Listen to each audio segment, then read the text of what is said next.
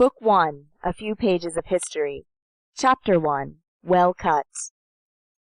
1831 and 1832, the 2 years which are immediately connected with the Revolution of July, form one of the most peculiar and striking moments of history.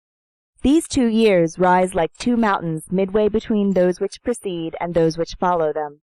They have a revolutionary grandeur. Precipices are to be distinguished there. The social masses, the very assizes of civilization, the solid group of superposed and adhering interests, the century-old profiles of the ancient French formation, appear and disappear in them every instant, athwart the storm clouds of systems, of passions, and of theories. These appearances and disappearances have been designated as movement and resistance. At intervals, truth, that daylight of the human soul, can be descried shining there.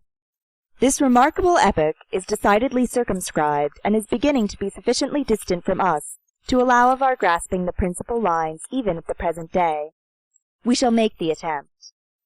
The Restoration had been one of those intermediate phases hard to define, in which there is fatigue, buzzing, murmurs, sleep, tumults, and which are nothing else than the arrival of a great nation at a halting place. These epochs are peculiar and mislead the politicians who desire to convert them to profit. In the beginning, the nation asks nothing but repose. It thirsts for but one thing, peace.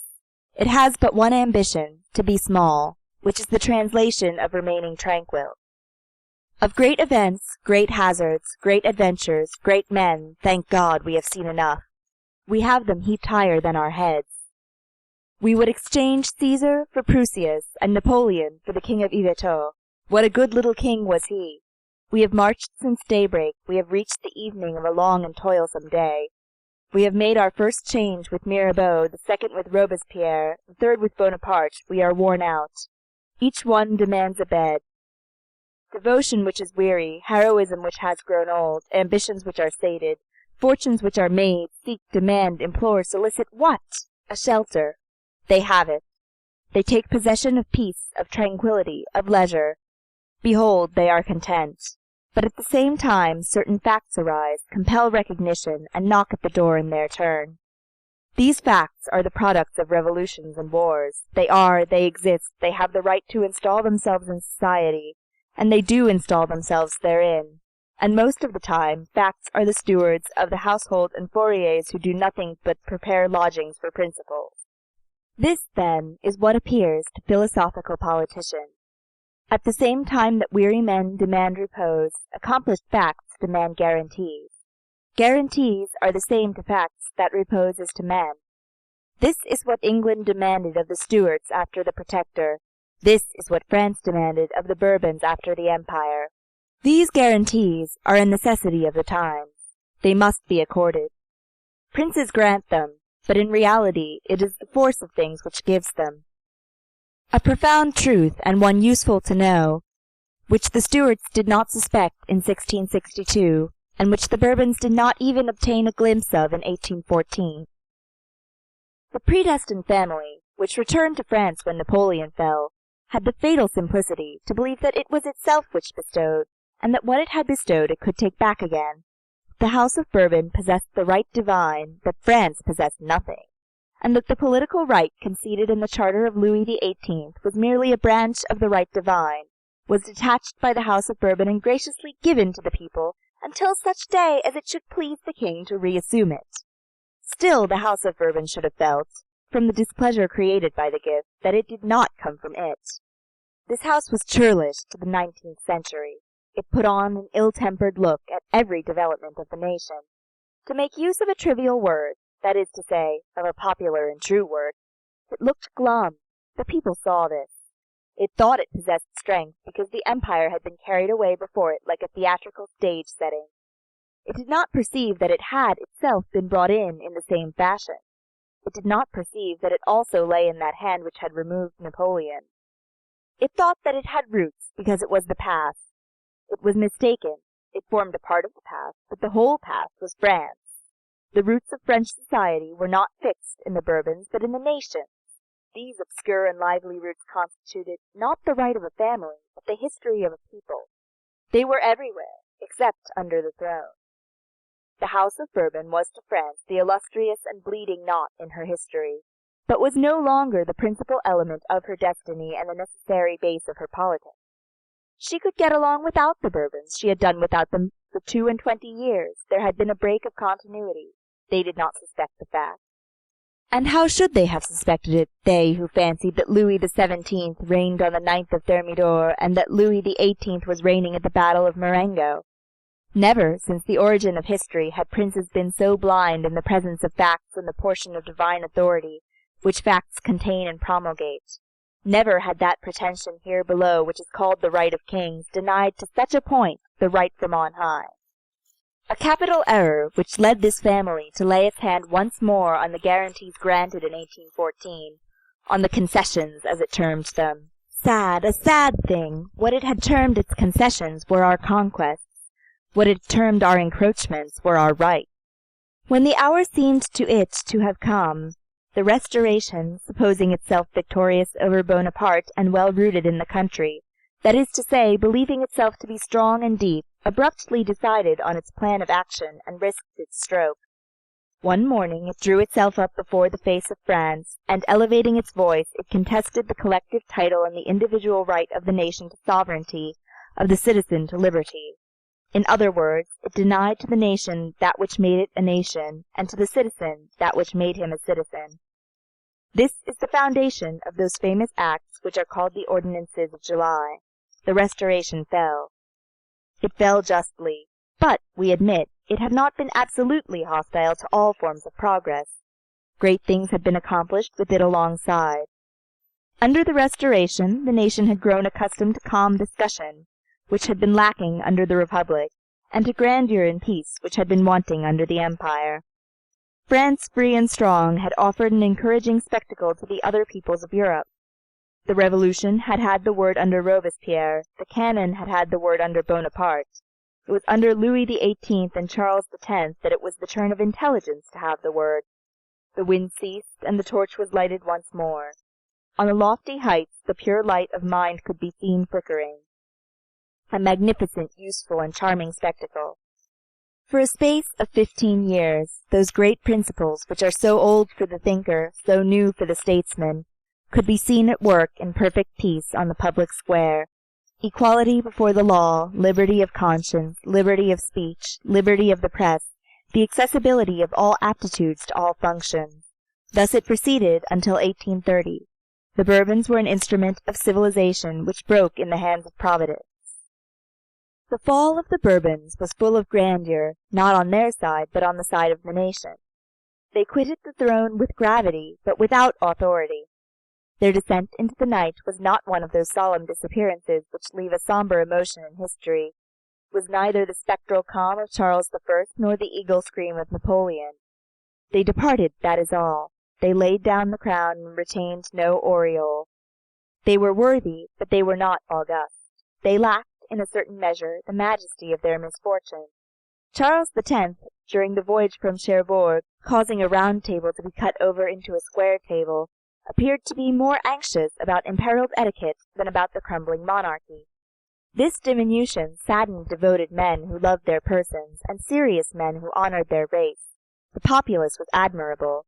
The nation, attacked one morning with weapons by a sort of royal insurrection, felt itself in the possession of so much force that it did not go into a raid. It defended itself, restrained itself, restored things to their places, the government to law, the Bourbons to exile, alas, and then halted. It took the old King Charles X from beneath that dais which had sheltered Louis XIV and set him gently on the ground. It touched the royal personages only with sadness and precaution. It was not one man, it was not a few men, it was France, France entire, France victorious and intoxicated with her victory, who seemed to be coming to herself, and who put into practice, before the eyes of the whole world, the grave words of Guillaume Duvert after the day of the barricades. It is easy, for those who are accustomed, to skim the favours of the great, and to spring like a bird from bough to bough, from an afflicted fortune to a flourishing one, to show themselves harsh towards their prince in his adversity. But as for me, the fortune of my kings, and especially of my afflicted kings, will always be venerable to me. The Bourbons carried away with them respect, but not regret. As we have just stated, their misfortune was greater than they were. They faded out in the horizon. The Revolution of July instantly had friends and enemies throughout the entire world. The first rushed towards her with joy and enthusiasm, the others turned away, each according to his nature. At the first blush, the princes of Europe, the owls of this dawn, shut their eyes, wounded and stupefied, and only opened them to threaten. A fright which can be comprehended, a wrath which can be pardoned. This strange revolution had hardly produced a shock. It had not even paid to vanquished royalty the honor of treating it as an enemy and of shedding its blood.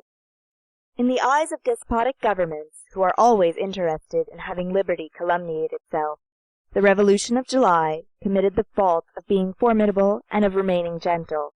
Nothing, however, was attempted or plotted against it. The most discontented, the most irritated, the most trembling saluted it. Whatever our egotism and our rancor may be, a mysterious respect springs from events in which we are sensible of the collaboration of someone who is working above man.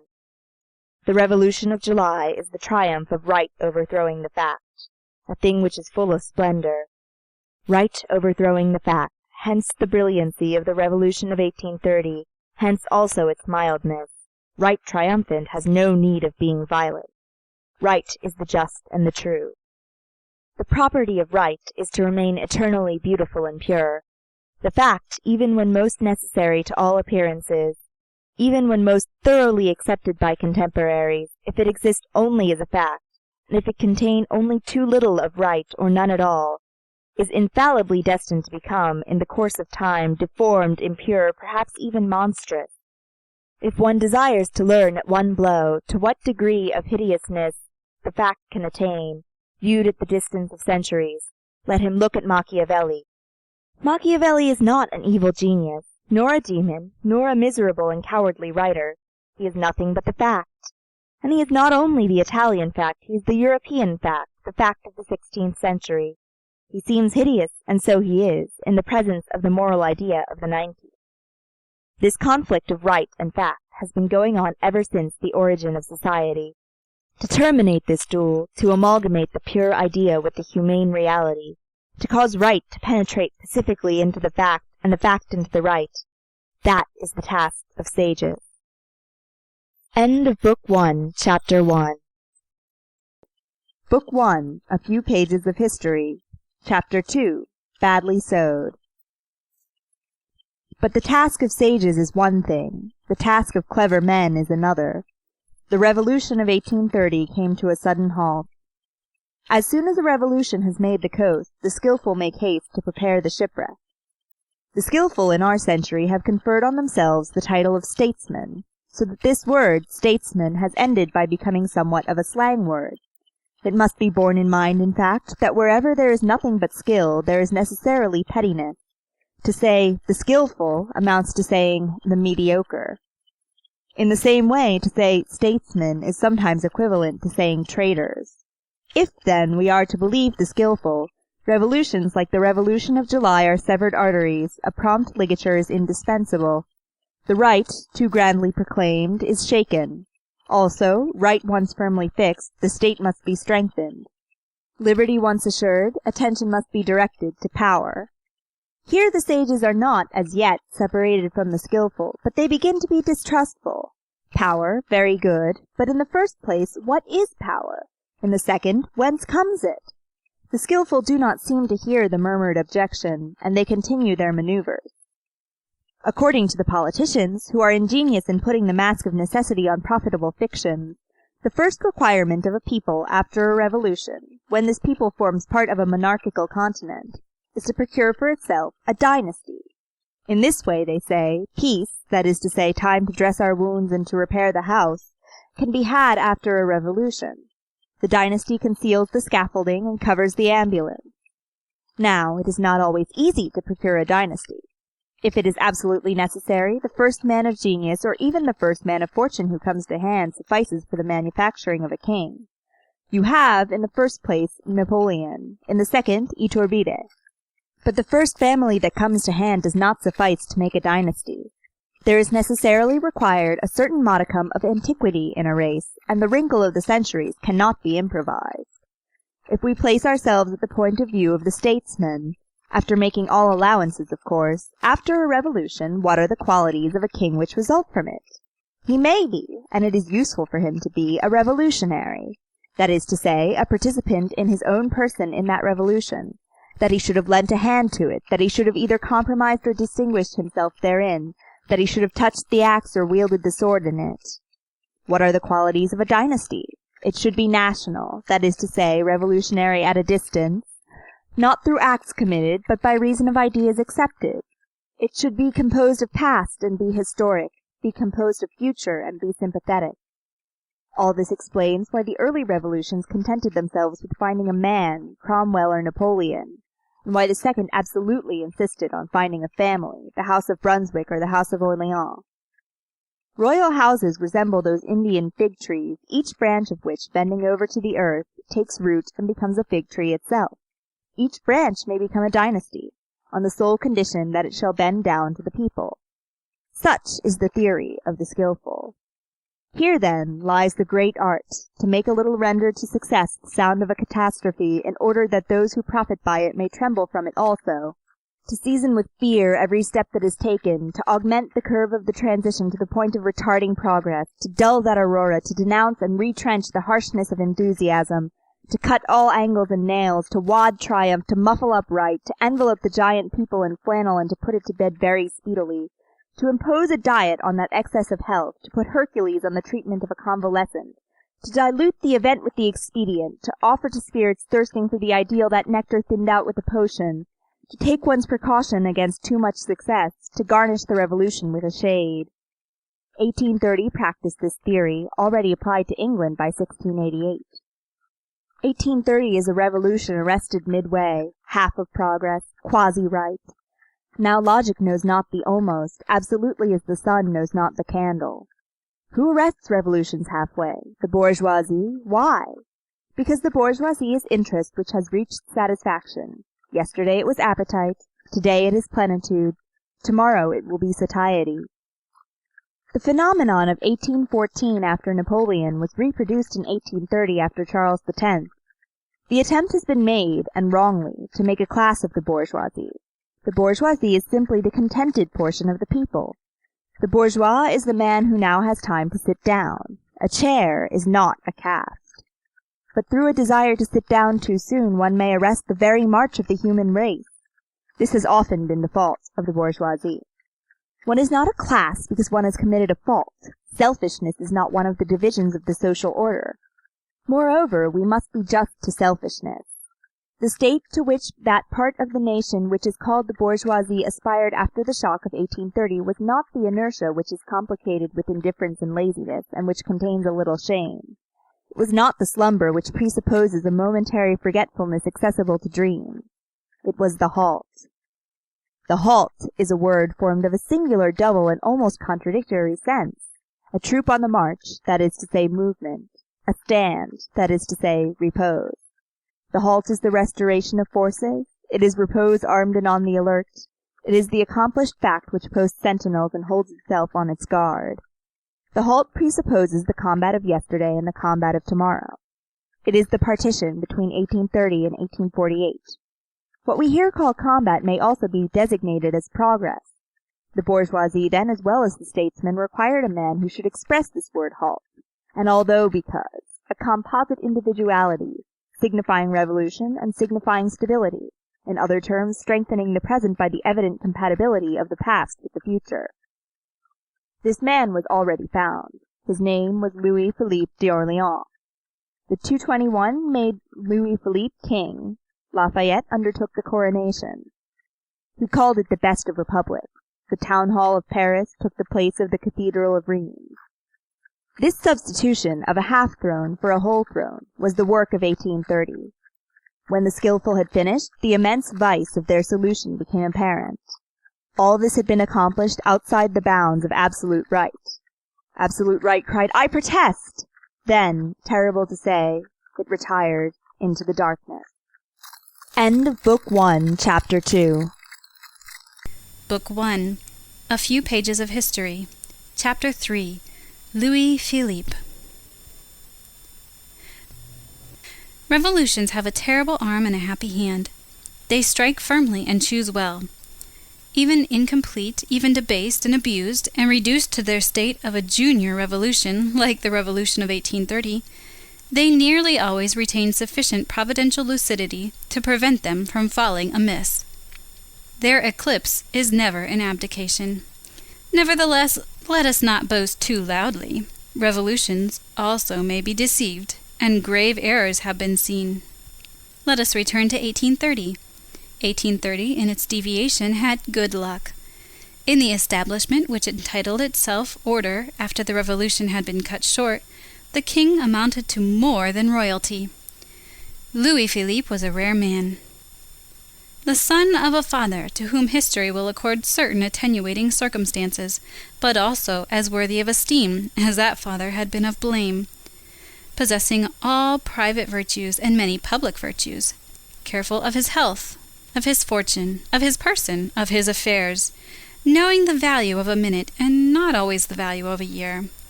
Sober, serene, peaceable, patient, a good man and a good prince, sleeping with his wife, and having in his palace lackeys charged with the duty of showing the conjugal bed to the bourgeois, an ostentation of the regular sleeping apartment which had become useful after the former illegitimate displays of the elder branch. Knowing all the languages of Europe, and, what is more rare, all the languages of all interests, and speaking them. An admirable representative of the middle class, but outstripping it, and in every way greater than it. Possessing excellent sense, while appreciating the blood from which he had sprung, counting most of all on his intrinsic worth, and on the question of his race very particular, declaring himself Orleans and not Bourbon. Thoroughly the first prince of the blood royal, while he was still only a serene highness, but a frank bourgeois from the day he became king. Diffuse in public, concise in private, reputed but not proved to be a miser.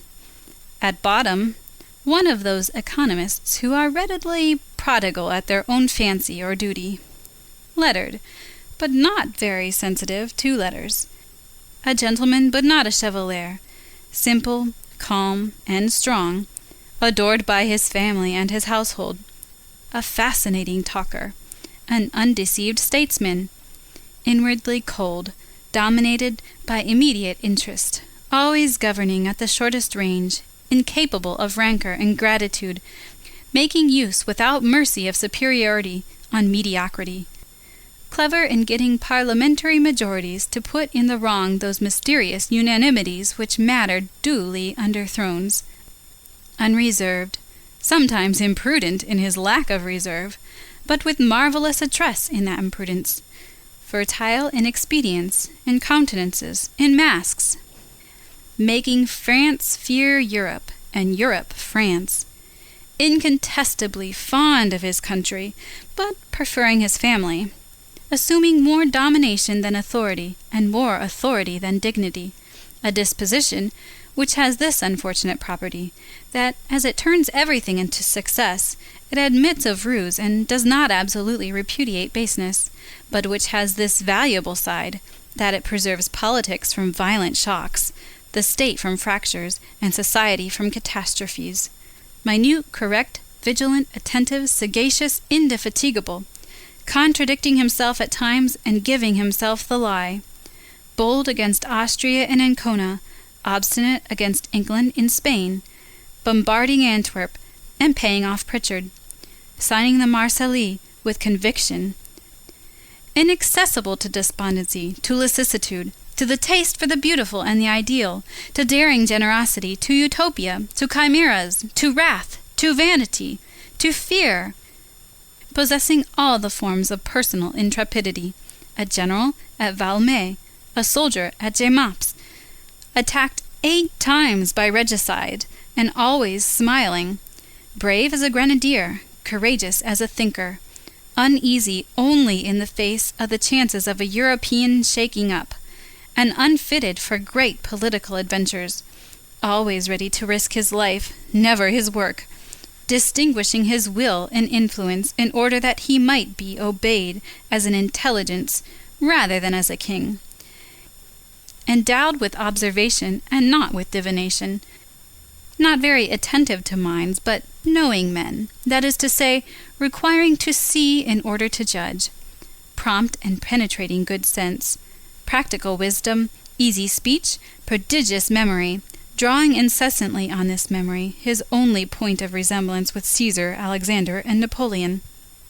Knowing deeds, facts, details, dates, proper names, ignorant of tendencies, passions, the diverse geniuses of the crowd, the interior aspirations, the hidden and obscure uprisings of souls, in a word, all that can be designated as the invisible currents of consciences, accepted by the surface, but little in accord with France lower down, extricating himself by dint of tact, governing too much and not enough, his own first minister, excellent at creating out of the pettiness of realities an obstacle to the immensity of ideas, mingling a genuine creative faculty of civilization, of order and organization, an indescribable spirit of proceedings and chicanery, the founder and lawyer of a dynasty, having something of Charlemagne and something of an attorney, in short, a lofty and original figure, a prince who understood how to create authority in spite of the uneasiness of France, and power in spite of the jealousy of Europe. Louis Philippe will be classed among the eminent men of his century, and would be ranked among the most illustrious governors of history, had he loved glory but a little, and if he had had the sentiment of what is great to the same degree as the feeling for what is useful. Louis Philippe had been handsome, and in his old age he remained graceful. Not always approved by the nation, he always was so by the masses. He pleased. He had that gift of charming. He lacked majesty. He wore no crown, although a king, and no white hair, although an old man. His manners belonged to the old regime, and his habits to the new, a mixture of the noble and the bourgeois which suited 1830. Louis Philippe was transition reigning. He had preserved the ancient pronunciation and the ancient orthography which he placed at the service of opinions modern. He loved Poland and Hungary, but he wrote les Polonais, and he pronounced les Hongrais. He wore the uniform of the National Guard, like Charles X, and the ribbon of the Legion of Honor, like Napoleon.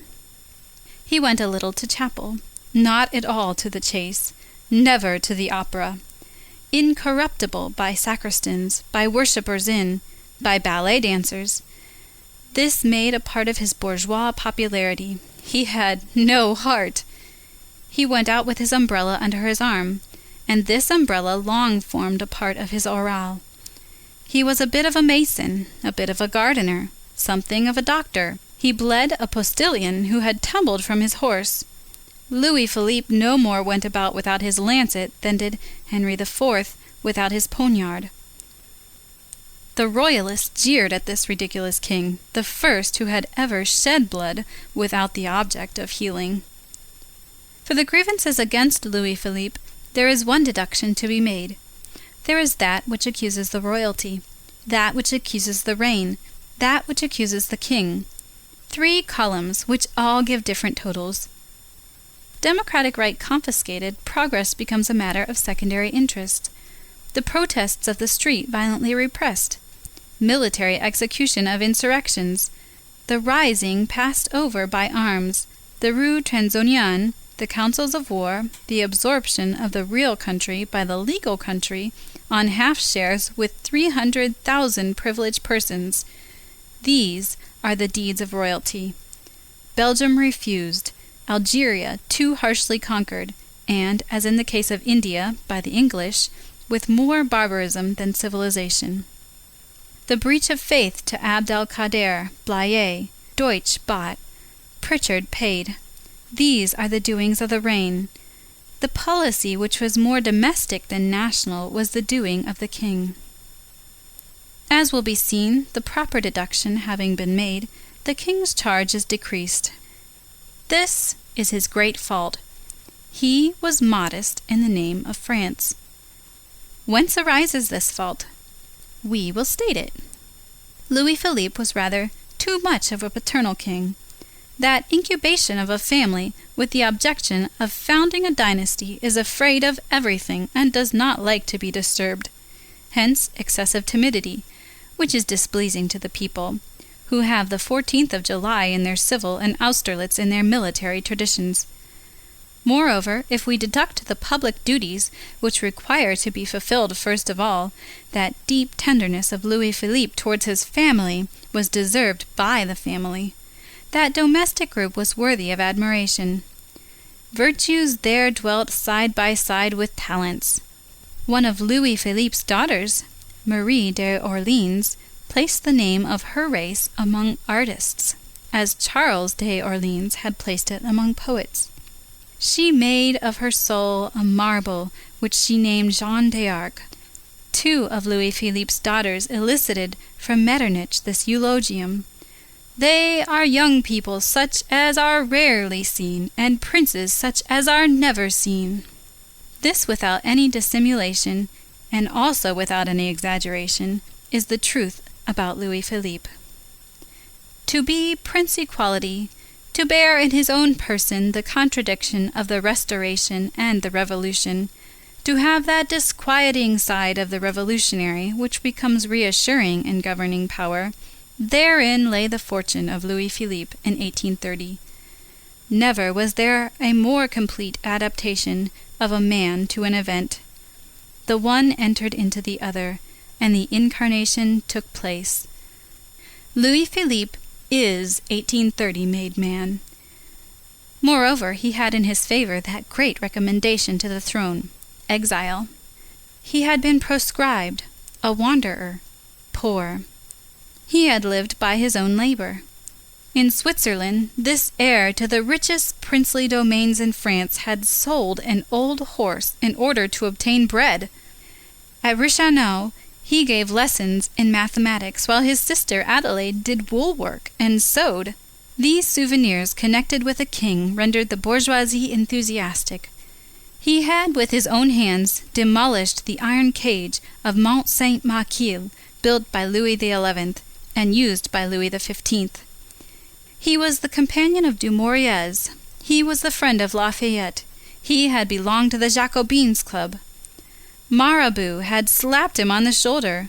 Danton had said to him, "Young man." At the age of 24, in 93, being then Monsieur de Chartres, he had witnessed from the depth of a box the trial of Louis XVI, so well named that poor tyrant.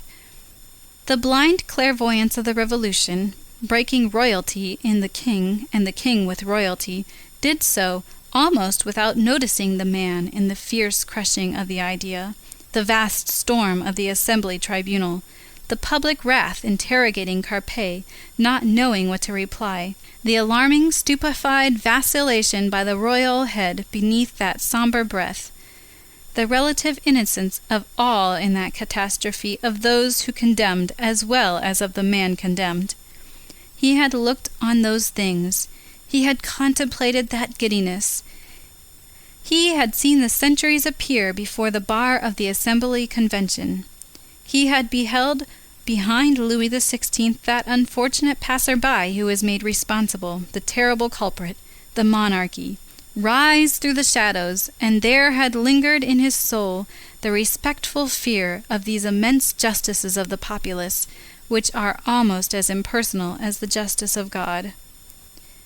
The trace left in him by the Revolution was prodigious. Its memory was like a living imprint of those great years, minute by minute. One day, in the presence of a witness whom we are not permitted to doubt, he rectified from memory the whole of the letter A in the alphabetical list of the Constituent Assembly. Louis-Philippe was a king of the broad daylight. While he reigned, the press was free, the tribune was free, conscience and speech were free. The laws of September are open to sight. Although fully aware of the gnawing power of light on privileges, he left his throne exposed to the light. History will do justice to him for this loyalty. Louis-Philippe, like all historical men who have passed from the scene, is today put on trial by the human conscience. His case is as yet only in the lower court. The hour when history speaks with its free and venerable accent has not yet sounded for him. The moment has not come to pronounce a definite judgment on this king. The austere and illustrious historian, Louis Blanc, has himself recently softened his first verdict. Louis Philippe was elected by those two almosts which are called the 221 and 1830, that is to say, by a half parliament and a half revolution. And in any case, from the superior point of view where philosophy must place itself, we cannot judge him here, as the reader has seen above, except with certain reservations in the name of the absolute democratic principle. In the eyes of the absolute, outside these two rights, the right of man in the first place, and the right of the people in the second, all is usurpation. But what we can say, even at the present day, that after making these reserves, is that to sum up the whole, and in whatever manner he is considered, Louis Philippe, taken in himself, and from the point of view of human goodness, will remain, to use the antique language of ancient history, one of the best princes who ever sat on a throne. What is there against him? That throne. Take away Louis Philippe the king, there remains the man, and the man is good. He is good at times, even to the point of being admirable.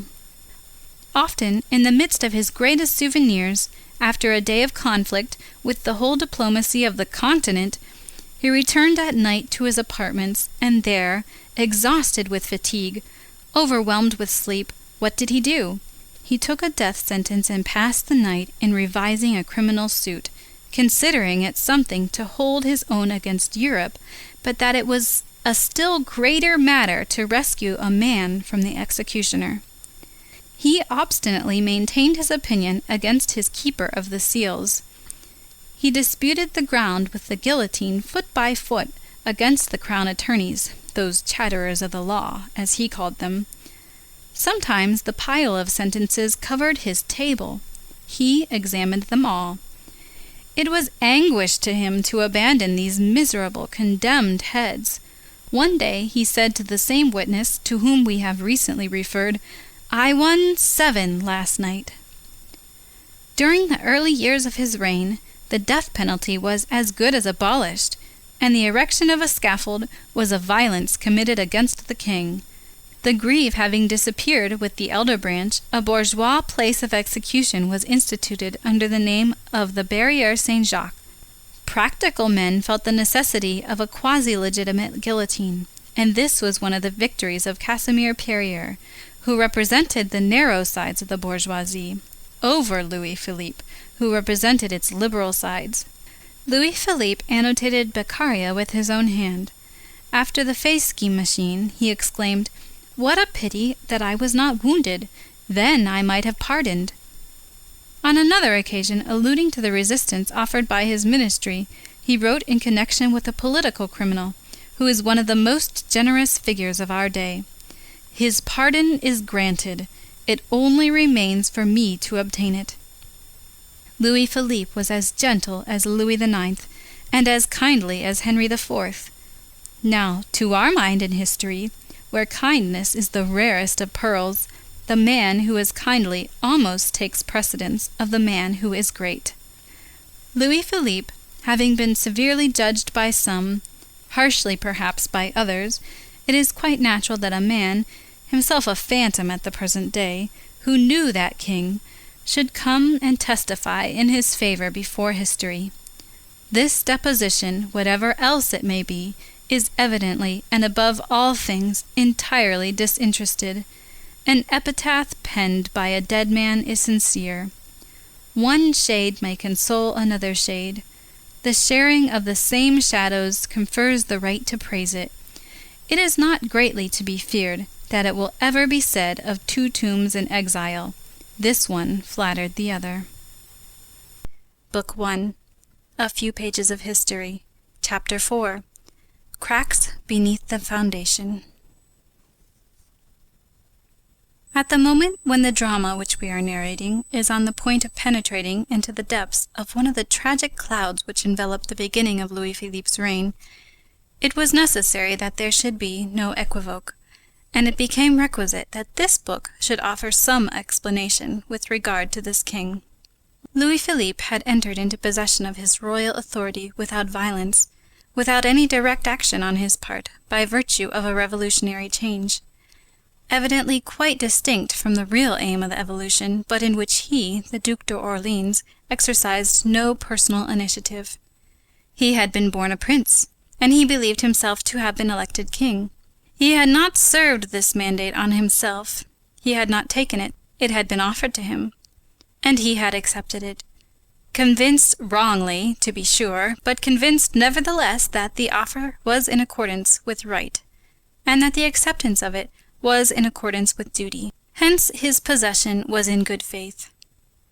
Now, we say it in good conscience, Louis Philippe being in possession in perfect good faith, and the democracy being in good faith in its attack, the amount of terror discharged by the social conflicts weighs neither on the king nor on the democracy. A clash of principles resembles a clash of elements. The ocean defends the water, the hurricane defends the air. The king defends royalty, the democracy defends the people. The relative, which is the monarchy, resists the absolute, which is the republic. Society bleeds in this conflict, but that which constitutes its suffering today will constitute its safety later on. And in any case, those who combat are not to be blamed. One of the two parties is evidently mistaken. The right is not, like the Colossus of Rhodes, on two shores at once, with one foot on the republic and one in the royalty. It is indivisible, and all on one side, but those who are in error are so sincerely. A blind man is no more a criminal than a Vendean is a ruffian. Let us then impute to the fatality of things alone these formidable collusions. Whatever the nature of these tempests may be, human irresponsibility is mingled with them. Let us complete this exposition. The government of 1840 led a hard life immediately. Born yesterday, it was obliged to fight today. Hardly installed, it was already everywhere conscious of vague movements of traction on the apparatus of July, so recently laid, and so lacking in solidity. Resistance was born on the morrow. Perhaps even it was born on the preceding evening. From month to month the hostility increased, and from being concealed it became patent. The Revolution of July, which gained but little acceptance outside of France by kings, had been diversely interpreted in France, as we have said. God delivers over to men his visible will in events, an obscure text written in a mysterious tongue. Men immediately make translations of it, translations hasty, incorrect, full of errors, of gaps, and of nonsense. Very few minds comprehend the divine language. The most sagacious, the calmest, the most profound decipher slowly, and when they arrive with their text, the task has long been completed. There are already 20 translations on the public place. From each remaining springs a party, and from each misinterpretation a faction, and each party thinks that it alone has the true text, and each faction that it possesses the light. Power itself is often a faction. There are, in revolutions, swimmers who go against the current. They are the old parties. For the old parties, who clung to heredity by the grace of God, think that revolutions having sprung from the right to revolt, one has the right to revolt against them. Error. For in these revolutions, the one who revolts is not the people, it is the king. Revolution is precisely contrary of revolt. Every revolution, being a normal outcome, contains within itself its legitimacy, which false revolutionists sometimes dishonor, but which remains even when soiled, which survives even when stained with blood. Revolutions spring not from an accident, but from necessity. A revolution is a return from the fictitious to the real. It is because it must be that it is. None the less did the old legitimist parties assail the Revolution of 1830 with all the vehemence which arises from false reasoning. Errors make excellent projectiles. They strike it cleverly in its vulnerable spot, in default of a cuirass, in its lack of logic. They attacked this revolution in its royalty. They shouted to it, "Revolution, why this king?" Factions are blind men who aim correctly. This cry was uttered equally by the Republicans, but coming from them, this cry was logical. What was blindness in the Legitimists was clearness of vision in the Democrats. 1830 had bankrupted the people. The enraged democracy reproached it with this. Between the attack of the past and the attack of the future, the establishment of July struggled. It represented the minute at loggerheads on the one hand, with the monarchical centuries on the other hand, with eternal right. In addition, and besides all this, it was no longer revolution and had become a monarchy. 1830 was obliged to take precedence of all Europe. To keep the peace was an increase of complication. A harmony established contrary to sense is often more onerous than a war. From this secret conflict, always muzzled but always growing, was born armed peace, that ruinous expedient of civilization which in the harness of the European cabinets is suspicious in itself. The royalty of July reared up, in spite of the fact that it caught it in the harness of European cabinets. Metternich would gladly have put it in kicking straps. Pushed on in France by progress, it pushed on the monarchies, those loiterers in Europe. After having been towed, it undertook to tow.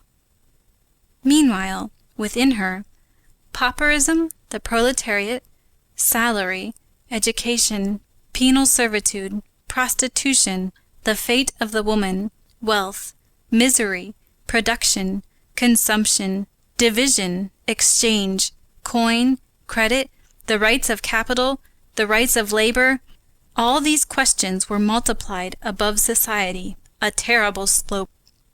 Outside of political parties properly so called, another movement became manifest. Philosophical fermentation replied to democratic fermentation. The elect felt troubled as well as the masses, in another manner, but quite as much. Thinkers meditated, while the soil, that is to say the people, traversed by revolutionary currents, trembled under them with indescribably vague epileptic shocks. These dreamers, some isolated, others united in families and almost in communion, turned over social questions in a pacific but profound manner. Impassive miners who tranquilly pushed their galleries into the depths of a volcano, hardly disturbed by the dull commotion and the furnaces of which they caught glimpses. This tranquillity was not the least beautiful spectacle of this agitated epoch. These men left to political parties the question of rights. They occupied themselves with the question of happiness. The well-being of man, that was what they wanted to extract from society. They raised material questions, questions of agriculture, of industry, of commerce, almost to the dignity of a religion. In civilization, such as it has formed itself, a little by the command of God, a great deal by the agency of man, interests combine, unite, and amalgamate in a manner to form a veritable hard rock, in accordance with a dynamic law, patiently studied by economists, those geologists of politics. These men, who grouped themselves under different appellations, but who may all be designated by the generic title of socialists, endeavored to pierce that rock, and to cause it to spout forth the living waters of human felicity. From the question of the scaffold to the question of war, their works embraced everything. To the rights of man, as proclaimed by the Revolution, they added the rights of woman and the rights of the child. The reader will not be surprised if, for various reasons, we do not here treat in a thorough manner, from the theoretical point of view, the questions raised by socialism. We confine ourselves to indicating them. All the problems that the socialists proposed to themselves, cosmogonic visions, reverie, and mysticism being cast aside, can be reduced to two principal problems. First problem, to produce wealth. Second problem, to share it. The first problem contains the question of work. The second contains a question of salary. In the first problem, the employment of forces is in question. in the second, the distribution of enjoyment. From the proper employment of forces results public power. From a good distribution of enjoyments results individual happiness. By a good distribution, not an equal, but an equitable distribution must be understood. From these two things combined, the public power without, individual happiness within, results social prosperity. Social prosperity means the man happy, the citizen free, the nation great. England solves the first of these two problems. She creates wealth admirably. She divides it badly. This solution, which is complete on one side only, leads her fatally to two extremes: monstrous opulence, monstrous wretchedness. All enjoyments for some, all privations for the rest, that is to say, for the people. Privilege, exception, monopoly, feudalism, born from toil itself. A false and dangerous situation, which sates public power or private misery, which sets the roots of the state in the sufferings of the individual. A badly constituted grandeur, in which are combined all the material elements and into which no moral element enters. Communism and agrarian law think that they solve the second problem. They are mistaken. Their division kills production. Equal partition abolishes emulation and consequently labor. It is a partition made by the butcher which kills that which it divides. It is therefore impossible to pause over these pretended solutions. Slaying wealth is not the same thing as dividing it. The two problems require to be solved together to be well solved. The two problems must be combined and made but one. Solve only the first of the two problems, you will be Venice, you will be England. You will have, like Venice, an artificial power, or, like England, a material power. You will be the wicked rich man. You will die by an act of violence, as Venice did, or by bankruptcy, as England will fall. And the world will allow to die and fall all that is merely selfishness, all that does not represent for the human race either a virtue or an idea. It is well understood here that by the words Venice and England we designate not the peoples but social structures. The oligarchies superposed on nations, and not the nations themselves. The nations always have our respect and our sympathy. Venice as a people will live again. England, the aristocracy, will fall, but England, the nation, is immortal. That said, we continue. Solve the two problems, encourage the wealthy, and protect the poor. Suppress misery. Put an end to the unjust farming out of the feeble by the strong. Put a bridle on the iniquitous jealousy of the man who is making his way against the man who has reached the goal. Adjust mathematically and fraternally salary to labor. Mingle gratuitous and compulsory education with the growth of childhood, and make of science the base of manliness. Develop minds while keeping arms busy. Be at one and the same time a powerful people and a family of happy men. Render poverty democratic, not by abolishing it, but by making it universal, so that every citizen without exception may be a proprietor. An easier matter than is generally supposed.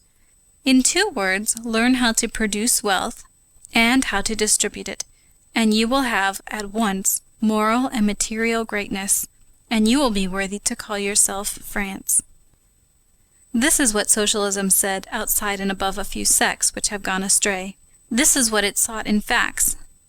That is what it sketched out in minds. Efforts worthy of admiration, sacred attempts.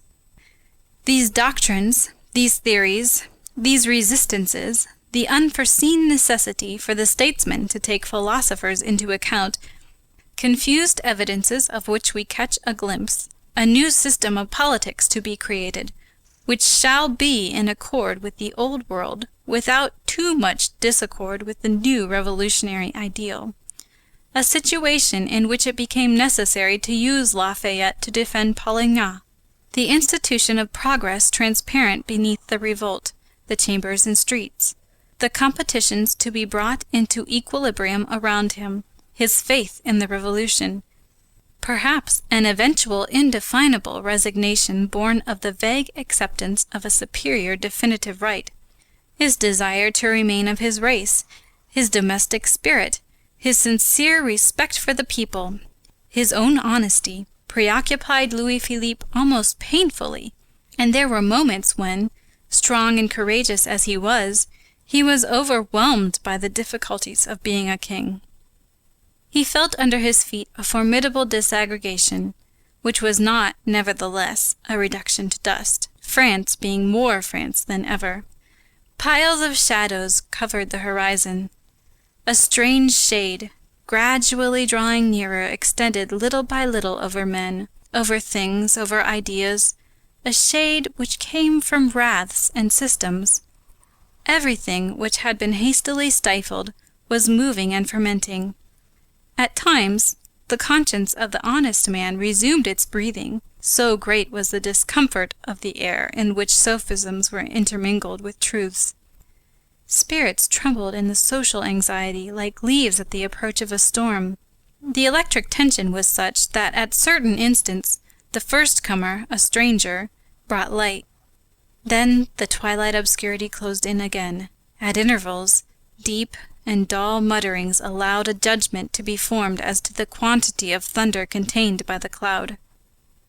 20 months had barely elapsed since the Revolution of July.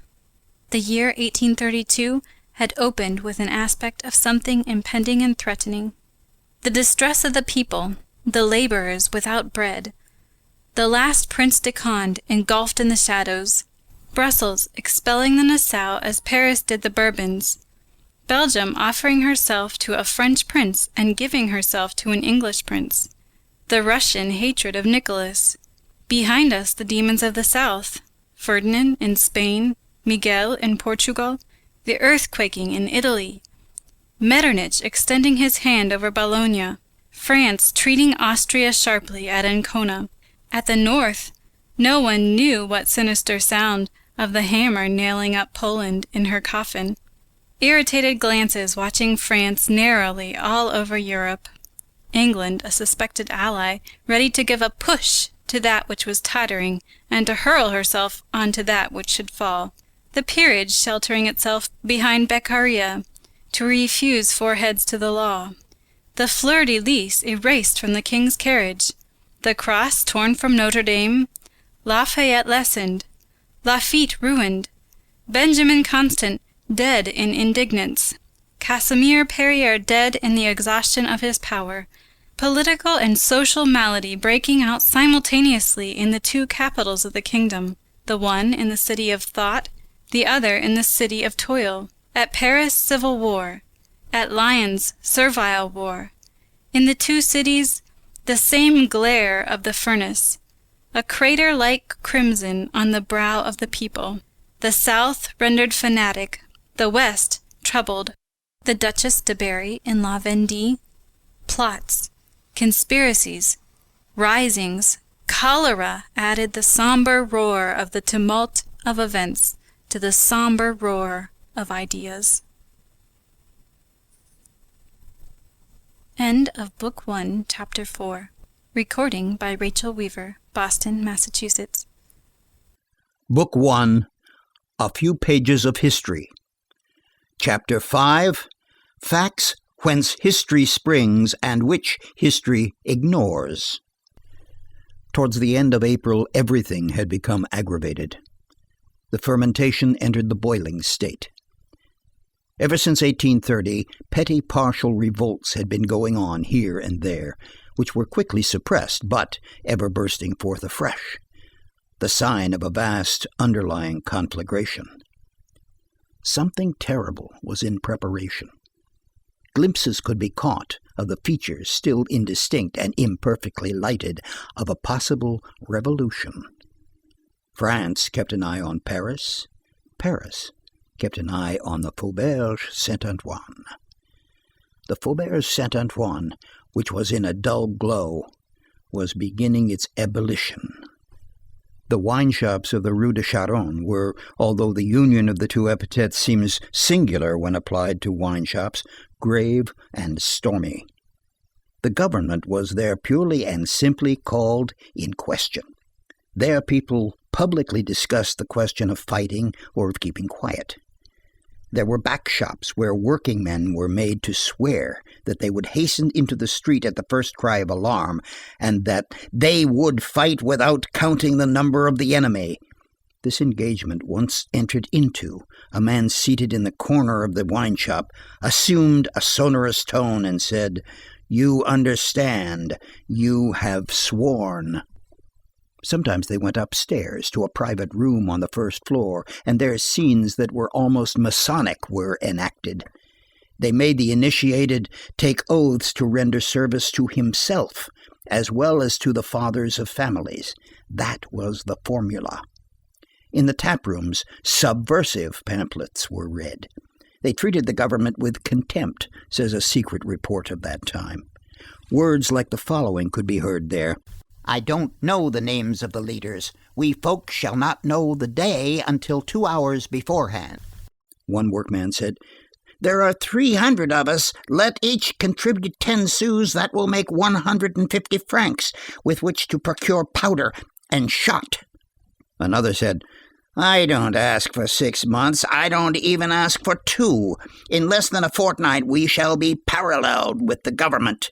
With 25,000 men we can face them." Another said, "I don't sleep at night because I make cartridges all night." From time to time, men of bourgeois appearance and in good coats came and caused embarrassment, and with the air of command shook hands with the most important and then went away. They never stayed more than 10 minutes.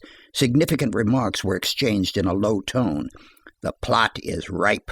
The matter is arranged.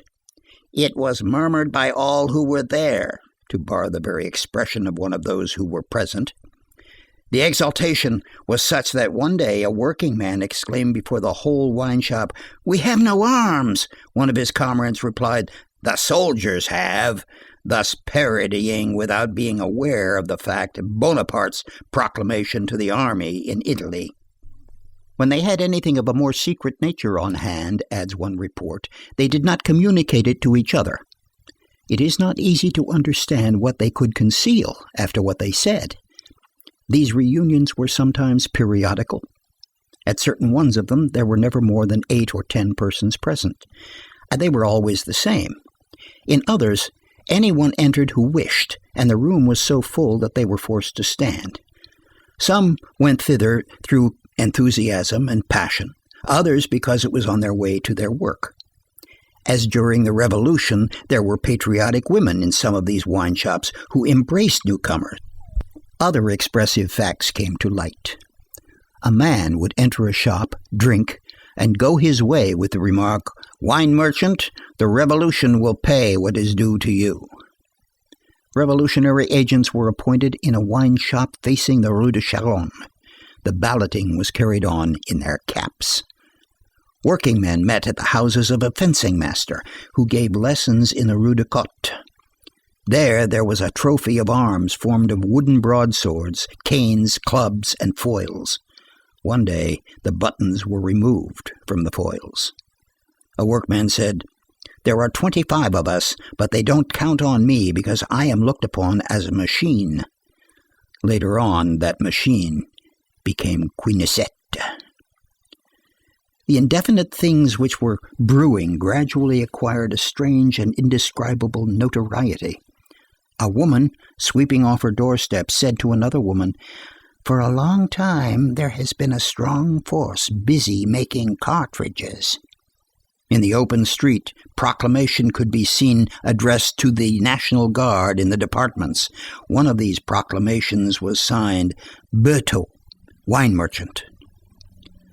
One day a man with his beard worn like a collar and with an Italian accent mounted a stone post at the door of the liquor cellar in the Marché Lenoir and read aloud a singular document which seemed to emanate from the occult power.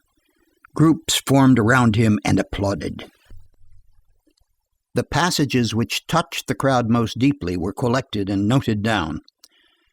Our doctrines are trammeled, our proclamations torn, our bill stickers are spied upon and thrown into prison. The breakdown which has recently taken place in cottons has converted to us many mediums. The future of nations is being worked out in our obscure ranks. Here are the fixed terms: action or reaction, revolution or counter-revolution. For, at our epoch, we no longer believe either in inertia or in immobility. For the people against the people, that is the question. There is no other. On the day when we cease to suit you, break us, but up to that day, help us to march on. All this in broad daylight. Other deeds, more audacious still, were suspicious in the eyes of the people by reason of their very audacity. On the 4th of April, 1832, a passer-by mounted the post on the corner which forms the angle of the Rue Saint-Marguerite and shouted, "I am a Babouvist." But beneath Babeuf, the people scented Gisquet. Among other things, this man said, "Down with property! The opposition of the left is cowardly and treacherous. When it wants to be on the right side, it preaches revolution. It is democratic in order to escape being beaten, and royalist so that it may not have to fight. The Republicans are beasts with feathers. Distrust the Republicans, citizens of the laboring classes." "Silence, citizen spy!" cried an artisan. This shout put an end to the discourse. Mysterious incidents occurred. At nightfall, a working man encountered near the canal a very well-dressed man who said to him, "Whither are you bound, citizen?" "Sir," replied the working man, "I have not the honor of your acquaintance." "I know you very well, however." And the man added, "Don't be alarmed. I am an agent of the committee. You are suspected of not being quite faithful. You know that if you reveal anything, there is an eye fixed on you." Then he shook hands with the working man and went away, saying, "We shall meet again soon." The police, who were on the alert, collected singular dialogues, not only in the wine shops, but in the street. "Get yourself received very soon," said a weaver to a cabinet maker. "Why?" "There is going to be a shot to fire." Two ragged pedestrians exchanged these remarkable replies, fraught with evident jacquerie. "Who governs us?" "Monsieur Philippe." "No, it is the bourgeoisie." The reader is mistaken if he thinks that we take the word jacquerie in a bad sense. The jacquets were the poor. On another occasion, two men were heard to say to each other as they passed by, "We have a good plan of attack." Only the following was caught of a private conversation between four men who were crouching in a ditch of the circle of the Barrière de Trône. "Everything possible will be done to prevent his walking about Paris any more." Who was the he? Menacing obscurity. The principal leaders, as they said in the faubourgs, held themselves apart. It was supposed that they met for consultation in a wine shop near the Point Saint-Eustache. A certain Hugo, chief of the Society Aide for Tailors, Rue Mondétour, had the reputation of serving as intermediary central between the leaders and the Faubourg Saint-Antoine. Nevertheless, there was always a great deal of mystery about these leaders, and no certain fact can invalidate the singular arrogance of this reply made later on by a man accused before the Court of Peers. "Who was your leader?" "I knew of none, and I recognized none." There was nothing but words, transparent but vague, sometimes idle reports, rumors, hearsay. Other indications cropped up. A carpenter, occupied in nailing boards to a fence around the ground on which a house was in process of construction in the Rue de Rueil, found on that plot the torn fragment of a letter on which were still legible the following lines: "The committee must take measures to prevent recruiting in the sections for the different societies." And as a postscript, we have learned that there are guns in the Rue de Faubourg Poissonnier, numero 5, to the number of 5 or 6,000 in the house of a gunsmith in that court. The section owns no arms. What excited the carpenter and caused him to show this thing to his neighbors was the fact that a few paces further on he picked up another paper, torn like the first, and still more significant, of which we reproduce a facsimile because of the historical interest attached to these strange documents. The document is in the form of a table, headed with the letters Q, C, D, E, followed by the instructions, "Learn this list by heart. After so doing, you will tear it up. The men admitted will do the same when you have transmitted their orders to them. Health and fraternity. U-O-G-A-F-E-L." It was only later on that the persons who were in the secret of this find at the time learned the significance of those 4 capital letters: quinturions, centurions, decurions, éclaireurs, scouts, and the sense of the letters U-O-G-A-F-E, which was a date and meant April 15th, 1832.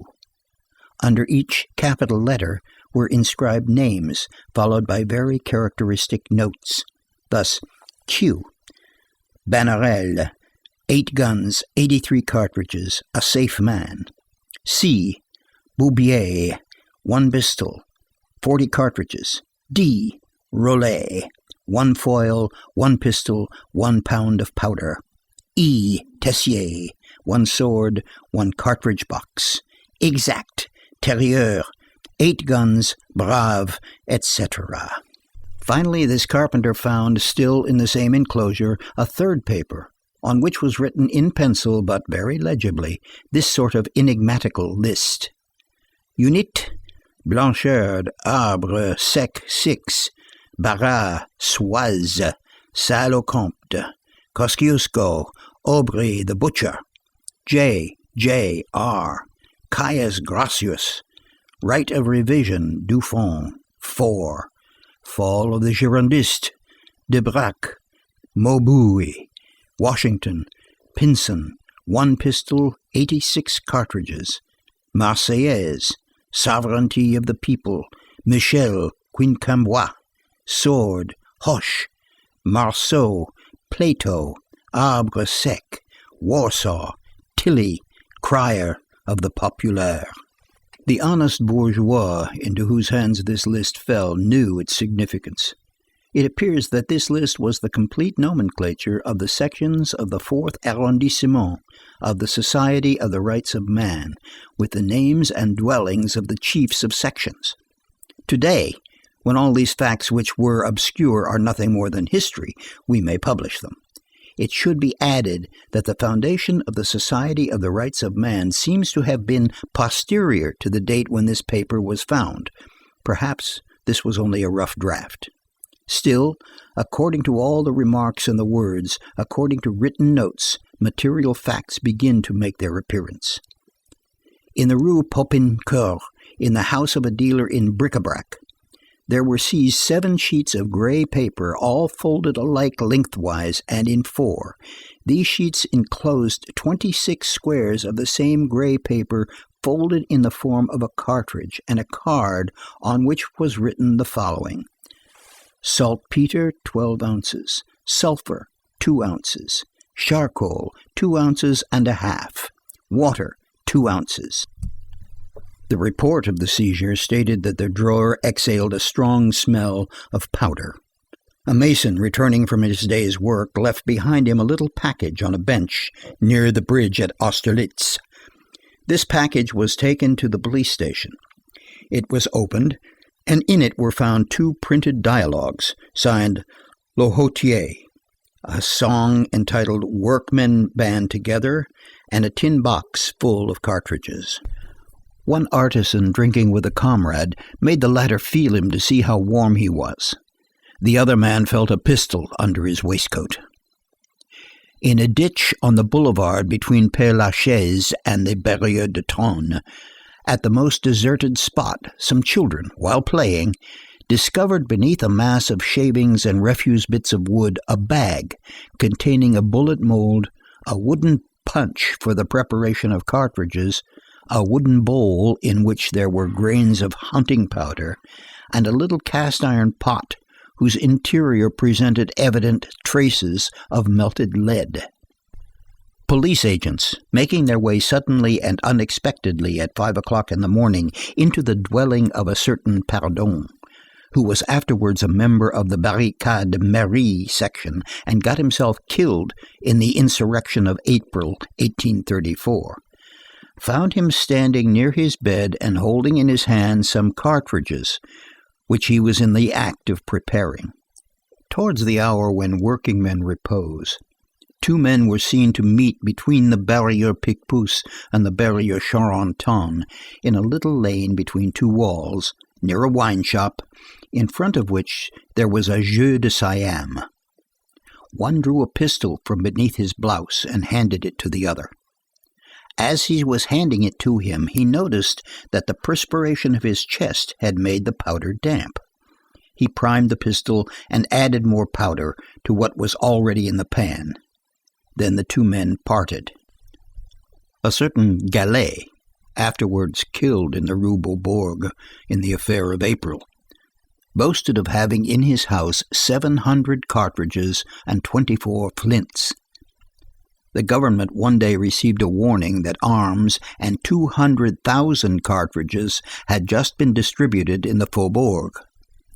On the following week, 30,000 cartridges were distributed.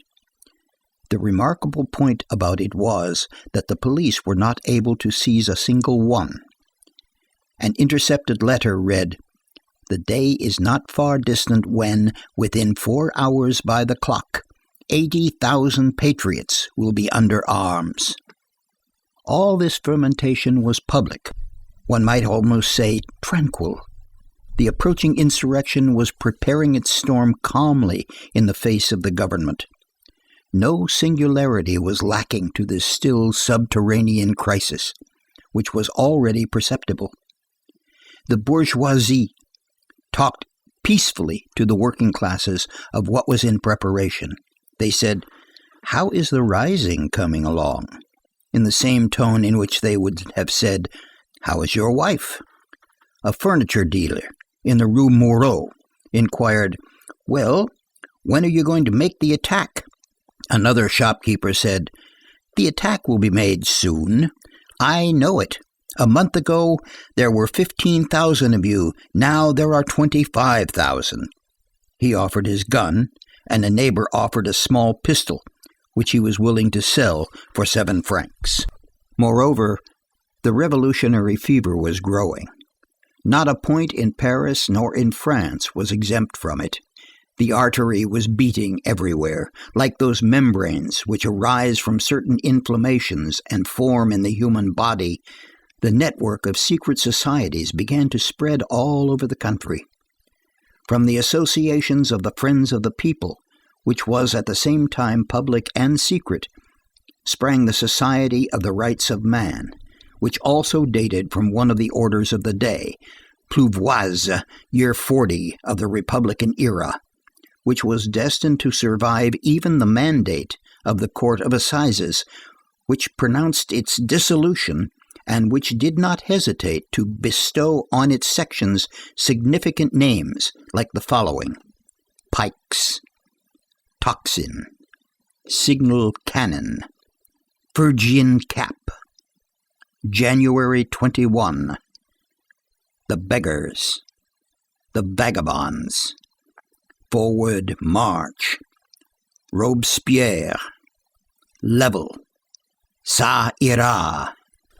The Society of the Rights of Man engendered the Society of Action. These were impatient individuals who broke away and hastened ahead. Other associations sought to recruit themselves from the great mother societies. The members of sections complained that they were torn asunder. Thus the Gallic Society and the Committee of Organization of the Municipalities. Thus the associations for the liberty of the press, for individual liberty, for the instruction of the people against indirect taxes. Then the Society of Equal Working Men, which was divided into three fractions: the Levelers, the Communists, the Reformers. Then the Army of the Bastilles, a sort of cohort organized on a military footing, 4 men commanded by a corporal, 10 by a sergeant, 20 by a sub-lieutenant, 40 by a lieutenant. There were never more than 5 men who knew each other. Creation where precaution is combined with audacity, and which seems stamped with the genius of Venus. The Central Committee, which was at the head, had 2 arms: the Society of Action and the Army of the Bastille. A legitimist association, the Chevaliers of Fidelity, stirred about among these the Republican affiliations. It was denounced and repudiated there. The Parisian societies had ramifications in the principal cities: Lyon, Nantes, Lille, Marseille, and each had its Society of the Rights of Man, the Charbonnières, and the Free Men. All had a revolutionary society which was called the Cougourde. We have already mentioned this word. In Paris, the Faubourg Saint-Marceau kept up an equal buzzing with the Faubourg Saint-Antoine, and the schools were no less moved than the faubourgs. A café in the Rue Saint-Hyacinthe and the wine shop of the 7 Billiards, Rue des Mathurins Saint-Jacques, served as rallying points for the students. The Society of the Friends of the ABC affiliated to the Mutualists of Angers and to the Cougourde of Aix met, as we have seen, in the Café Musain. These same young men assembled also, as we have stated already, in a restaurant wine shop of the Rue Mondétour, which was called Corinthe. These meetings were secret. Others were as public as possible, and the reader can judge of their boldness from these fragments of an interrogatory undergone in one of the ulterior prosecutions. Where was this meeting held? In the Rue de la Paix. At whose house? In the street. What sections were there? Only one. Which? The manual section. Who was its leader? I. But you are too young to have decided alone upon the bold course of attacking the government. Where did your instructions come from? From the Central Committee. The army was mined at the same time as the population, as was proved subsequently by the operations of Béford, Luneville, and Épinard. They counted on the 52nd Regiment, on the 5th, on the 8th, on the 37th, and on the 20th Light Cavalry. In Burgundy and in the southern towns they planted the Liberty Tree, that is to say, a pole surmounted by a red cap. Such was the situation. The Faubourg Saint-Antoine, more than any other group of the population, as we have stated in the beginning, accentuated this situation and made it felt. That was the sore point. This old faubourg, peopled like an ant-hill, laborious, courageous, and angry as a hive of bees, was quivering with expectation and with the desire for a tumult. Everything was in a state of agitation there, without any interruption, however, of the regular work.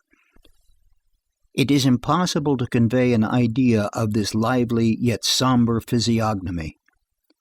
In this faubourg exists poignant distress hidden under attic roofs. There also exist rare and ardent minds. It is particularly in the matter of distress and intelligence that it is dangerous to have extremes meet.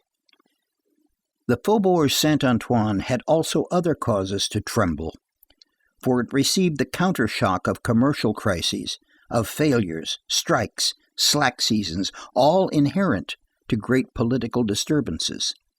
In times of revolution, misery is both cause and effect. The blow which it deals rebounds upon it.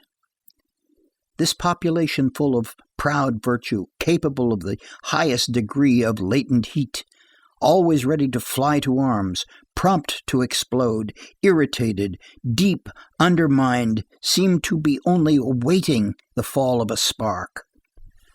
Whenever certain sparks float on the horizon chased by the wind of events, it is impossible not to think of the Faubourg Saint-Antoine and of the formidable chance which has placed at the very gates of Paris that powder-house of suffering and ideas. The wine shops of the Faubourg Antoine, which have been more than once drawn in the sketches which the reader has just perused, possess historical notoriety. In troublous times, people grow intoxicated there more on words than on wine. A sort of prophetic spirit and an afflatus of the future circulates there, swelling hearts and enlarging souls. The cabarets of the Faubourg Saint-Antoine resemble those taverns of Mont-Aventine, erected on the cave of the Sibyl, and communicating with a profound and sacred breath, taverns where the tables were almost tripods, and where was drunk what Ennius calls the Sibylline wine. The Faubourg Saint-Antoine is a reservoir of people. Revolutionary agitations create fissures there, through which trickles the popular sovereignty. This sovereignty may do evil. It can be mistaken like any other, but even when led astray, it remains great. We may say of it, as of the blind Cyclops, ingens. In 93, according as the idea which was floated about was good or evil, according as it was the day of fanaticism or of enthusiasm, there leaped forth from the Faubourg Saint-Antoine now savage legions, now heroic bands. Savage. Let us explain this word. When these bristling men, who in the early days of the revolutionary chaos, tattered, howling, wild, with uplifted bludgeon, pike on high, hurled themselves upon ancient Paris in an uproar, what did they want? They wanted an end to oppression, an end to tyranny, an end to the sword, work for men, instruction for the child, social sweetness for the woman, liberty, equality, fraternity, bread for all, the idea for all, the Edenizing of the world, progress, and that holy, sweet, and good thing, progress, they claimed in terrible wise, driven by extremities as they were, half naked, club in fist, a roar in their mouths. They were savages, yes, but the savages of civilization. They proclaimed right furiously. They were desirous, if only with fear and trembling, to force the human race to paradise. They seemed barbarians, and they were saviors. They demanded light with the mask of night. Facing these men, who were ferocious, we admit, and terrifying, but ferocious and terrifying for good ends, there are other men, smiling, embroidered, gilded, beribboned, starred, in silk stockings, in white plumes, in yellow gloves, in varnished boots, who, with their elbows on a velvet table beside a marble chimney-piece, insist gently on demeanor and the preservation of the past, of the Middle Ages, of divine right, of fanaticism, of innocence, of slavery, of the death penalty, of war, glorifying in low tones and with politeness the sword, the stake, and the scaffold. For our part, if we were forced to make a choice between the barbarians of civilization and the civilized men of barbarism, we should choose the barbarians. But, thank heavens, still another choice is possible. No perpendicular fall is necessary in front any more than in the rear, neither despotism nor terrorism. We desire progress with a gentle slope. God takes care of that. God's whole policy consists in rendering slopes less steep. End of Book 1, Chapter 5. Book 1, A Few Pages of History. Chapter 6. Enjolras and his Lieutenants. It was about this epoch when Enjolras, in view of a possible catastrophe, instituted a kind of mysterious census. All were present at a secret meeting at the Café Musain. Enjolras said, mixing his words with a few half-enigmatical but significant metaphors, "It is proper that we should know where we stand and on whom we may count. If combatants are required, they must be provided. It can do no harm to have something with which to strike. Passers-by always have more chance of being gored when there are bulls on the road than when there are none. Let us, therefore, reckon a little on the herd. How many of us are there? There is no question of postponing this task until tomorrow. Revolutionists should always be hurried.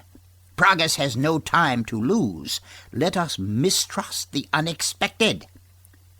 Let us not be caught unprepared. We must go over all the seams that we have made and see whether they hold fast. This business ought to be concluded today. Courfeyrac, you will see the Polytechnic students. It is their day to go out. Today is Wednesday. Fouilly, you will see those of the Glacier, will you not? Combeferre has promised me to go to Picpus. There is a perfect swarm and an excellent one there. Bahorel will visit the Estrapade. Prouvaire, the masons are growing lukewarm. You will bring us news from the lodge of the Rue de Grenville-Saint-Honoré. Joly will go to the Dupuytren's clinical lecture and feel the pulse of the medical school. Bossuet will take a little turn in the court and talk with the young law licentiates. I will take charge of the Cougourde myself." "That arranges everything," said Courfeyrac. "No, "What else is there?" a very important thing. "What is that?" asked Courfeyrac. The Barrière de Maine," replied Enjolras. Enjolras remained for a moment as though absorbed in reflection. Then he resumed. "At the Barrière de Maine there are marble workers, painters, and journeymen in the studios of sculptors. They are an enthusiastic family, but liable to cool off. I don't know what has been the matter with them for some time past. They are thinking of something else. They are becoming extinguished. They pass their time playing dominoes. There is urgent need that someone should go and talk with them a little, but with firmness. They meet at Richefieur's. They are to be found there between 12 and 1 o'clock. Those ashes must be fanned into a glow. For that errand I had counted on that abstracted Marius, who is a good fellow on the whole, but he no longer comes to us. I need someone for the Barrière de Maine. I have no one." "What about me?" said Grantaire. "Here am I." "You!" "I." "You indoctrinate Republicans? You warm up hearts that have grown cold in the name of principle? "Why not?" Are you good for anything?" "I have a vague ambition in that direction," said Grantaire. "You do not believe in everything." "I believe in you." "Grantaire will do me a service?" "Anything. I'll black your boots." "Well, don't meddle with our affairs. Sleep yourself sober from your absinthe." "You are an ingrate, Enjolras." "You the man to go to the Barrière de Maine? You capable of it?" "I am capable of descending the Rue de Gris, of crossing the Place Saint-Michel, of sloping through the Rue Monsieur le Prince, of taking the Rue de Vaugirard, of passing the Carmelites, of turning into the Rue d'Assas, of reaching the Rue de Cherche-Midi, of leaving behind me the Conseil de Guerre, of pacing the Rue de Veilleurs-Tuileries, of striding across the boulevard, of following the Chaussée de Maine, of passing the barrier and entering Richefieur's. I am capable of that. My shoes are capable of that." "Do you know anything of those comrades who meet at Richefieur's?" "Not much. We only address each other as thou." What will you say to them? I will speak to them of Robespierre, Pardee, of Danton, of principles. You? I. But I don't receive justice. When I set about it, I am terrible. I have read Prudhomme. I know the social contract. I know my Constitution of the year 2 by heart. The liberty of one citizen ends where the liberty of another citizen begins. Do you take me for a brute? I have an old bank bill of the Republic in my drawer. The rights of man, the sovereignty of the people, sapristi. I am even a bit of a Hebertist. I can talk the most superb twaddle for 6 hours by the clock, watch in hand. Be serious, said Enjolras. I am wild, replied Grantaire. Enjolras meditated for a few moments and made the gesture of a man who has taken a resolution. Grantaire, he said gravely, I consent to try you. You shall go to the Barrière de Maine. Grantaire lived in furnished lodgings very near the Café Musain. He went out, and 5 minutes later he returned. He had gone home to put on a Robespierre waistcoat. "Red," said he as he entered, and he looked intently at Enjolras. Then, with the palm of his energetic hand, he laid the 2 scarlet points of the waistcoat across his breast, and stepping up to Enjolras, he whispered in his ear, "Be easy." He jammed his hat on resolutely and departed. A quarter of an hour later, the back room of the Café Musain was deserted. All the friends of the ABC were gone, each in his own direction, each to his own task. Enjolras, who had reserved the Cougourde of Aix for himself, was the last to leave. Those members of the Cougourde of Aix who were in Paris then met on the plain of Issy, in one of the abandoned quarries which are so numerous in that side of Paris. As Enjolras walked toward this place, he passed the whole situation in review in his own mind. The gravity of events was self-evident. When facts, the premonitory symptoms of latent social malady, move heavily, the slightest complication stops and entangles them. A phenomenon whence rises ruin and new births. Enjolras decried a luminous uplifting beneath the gloomy skirts of the future. Who knows? Perhaps the moment was at hand. The people were again taking possession of right, and what a fine spectacle! The revolution was again majestically taking possession of France, and saying to the world, "The sequel to tomorrow." Enjolras was content. The furnace was being heated. He had at that moment a powder train of friends scattered all over Paris. He composed in his own mind, with Combeferre's philosophical and penetrating eloquence, Fouillet's cosmopolitan enthusiasm, Courfeyrac's dash, Bahorel's smile, Jean Prouvair's melancholy, Joly's science, Bousset's sarcasms, a sort of electric spark which took fire nearly everywhere at once. All hands to work. Surely the result would answer to the effort. This was well. This made him think of Grantaire. "Hold," said he to himself. "The Barrière de Maine will not take me far out of my way. What if I were to go on as far as Richefeu's? Let us have a look at what Grantaire is about, and see how he is getting on." 1 o'clock was striking at the Vaugirard steeple when Enjolras reached the Richefeu smoking room. He pushed open the door, entered, folded his arms, letting the door fall to and strike his shoulders, and gazed at that room filled with tables, men, and smoke. A voice broke forth from the mist of smoke, interrupted by another voice. It was Grantaire holding a dialogue with an adversary.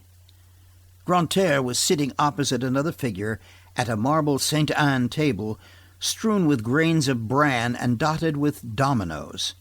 He was hammering the table with his fist, and this is what Enjolras heard. "Double 6, 4s. The pig, I have no more. You are dead, a 2. 6, 3, 1. It's my move. 4 points. Not much. It's your turn. I've made an enormous mistake. You are doing well. 15. 7 more. That makes me 22. 22. You weren't expecting that double 6. If I had placed it at the beginning, the whole play would have been changed. A 2 again. 1. 1. Well, 5. I haven't any. It was your play, I believe. Yes. Blank. What luck he has. You are lucky. 2. 1. Neither 5 nor 1. Now that's bad for you. Domino. Plague take it. End of chapter 6 of Book 1. Book 2, Eponine. Chapter 1, The Lark's Meadow. Marius had witnessed the unexpected termination of the ambush upon whose track he had set Javert, but Javert had no sooner quitted the building, bearing off his prisoners in 3 hackney coaches, than Marius also glided out of the house. It was only 9 o'clock in the evening. Marius betook himself to Courfeyrac. Courfeyrac was no longer the imperturbable inhabitant of the Latin Quarter.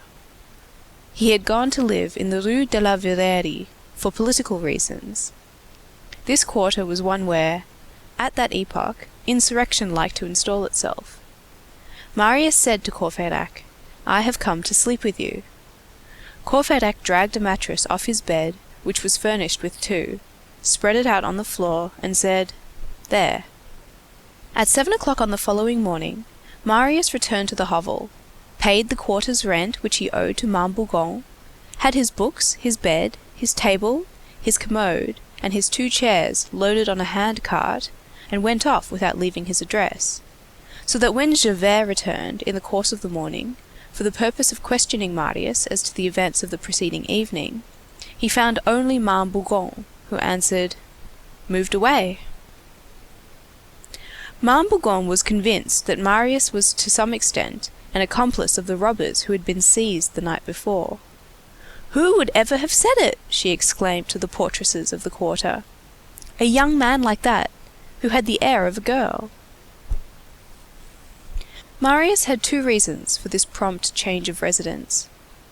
The first was that he now had a horror of that house, where he had beheld, so close at hand, and in its most repulsive and most ferocious development, a social deformity which is, perhaps, even more terrible than the wicked rich man, the wicked poor man. The second was that he did not wish to figure in the lawsuit which would ensue in all probability, and be brought in to testify against Thénardier. Javert thought that the young man, whose name he had forgotten, was afraid and had fled, or perhaps had not even returned home at the time of the ambush.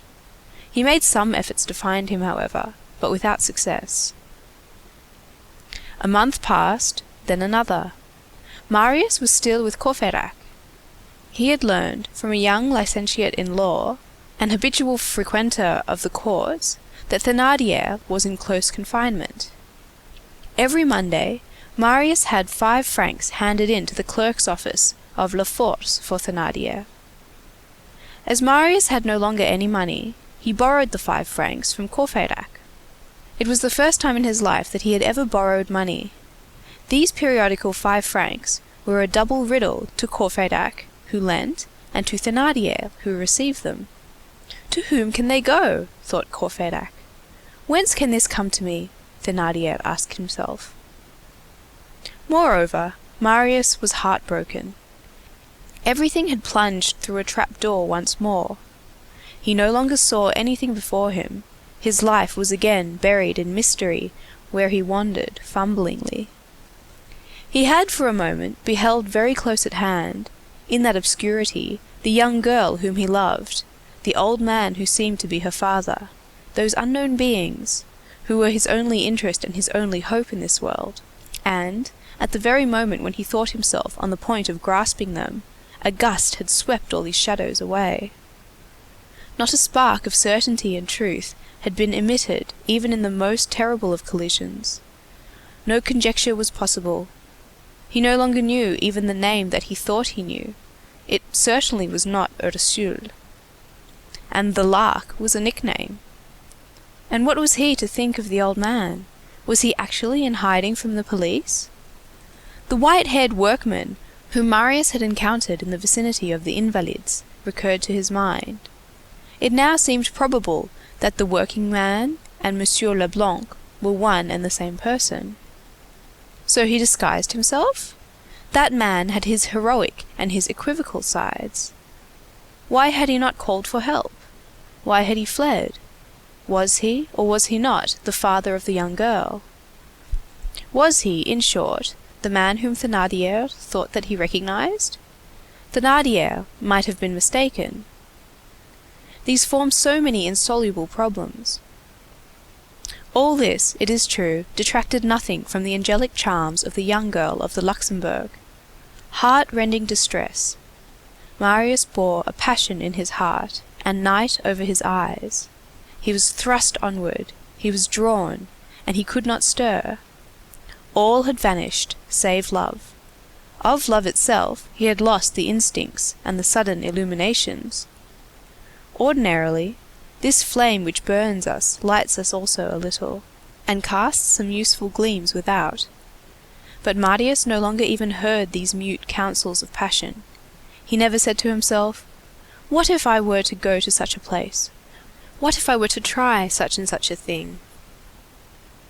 The girl whom he could no longer call Ursule was evidently somewhere.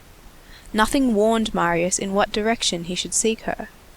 His whole life was now summed up in 2 words: absolute uncertainty within an impenetrable fog. To see her once again, he still aspired to this, but he no longer expected it. To crown all, his poverty had returned. He felt that icy breath close to him, on his heels. In the midst of his torments and long before this, he had discontinued his work, and nothing is more dangerous than discontinued work. It is a habit which vanishes. A habit which is easy to get rid of, and difficult to take up again. A certain amount of dreaming is good, like a narcotic in discreet doses. It lulls to sleep the fevers of the mind at labour, which are sometimes severe, and produces in the spirit a soft and fresh vapour which corrects the over-harsh contours of pure thought, fills in gaps here and there, binds together and rounds off the angles of the ideas. But too much dreaming sinks and drowns. Woe to the brain worker who allows himself to fall entirely from thought into reverie. He thinks that he can reascend with equal ease, and he tells himself that, after all, it is the same thing. Error. Thought is the toil of the intelligence, reverie its voluptuousness. To replace thought with reverie is to confound a poison with a food. Marius had begun in that way, as the reader will remember. Passion had supervened, and had finished the work of precipitating him into chimeras without object or bottom. One no longer emerges from oneself except for the purpose of going off to dream. Idle production, tumultuous and stagnant gulf, and, in proportion as labour diminishes, needs increase. This is a law.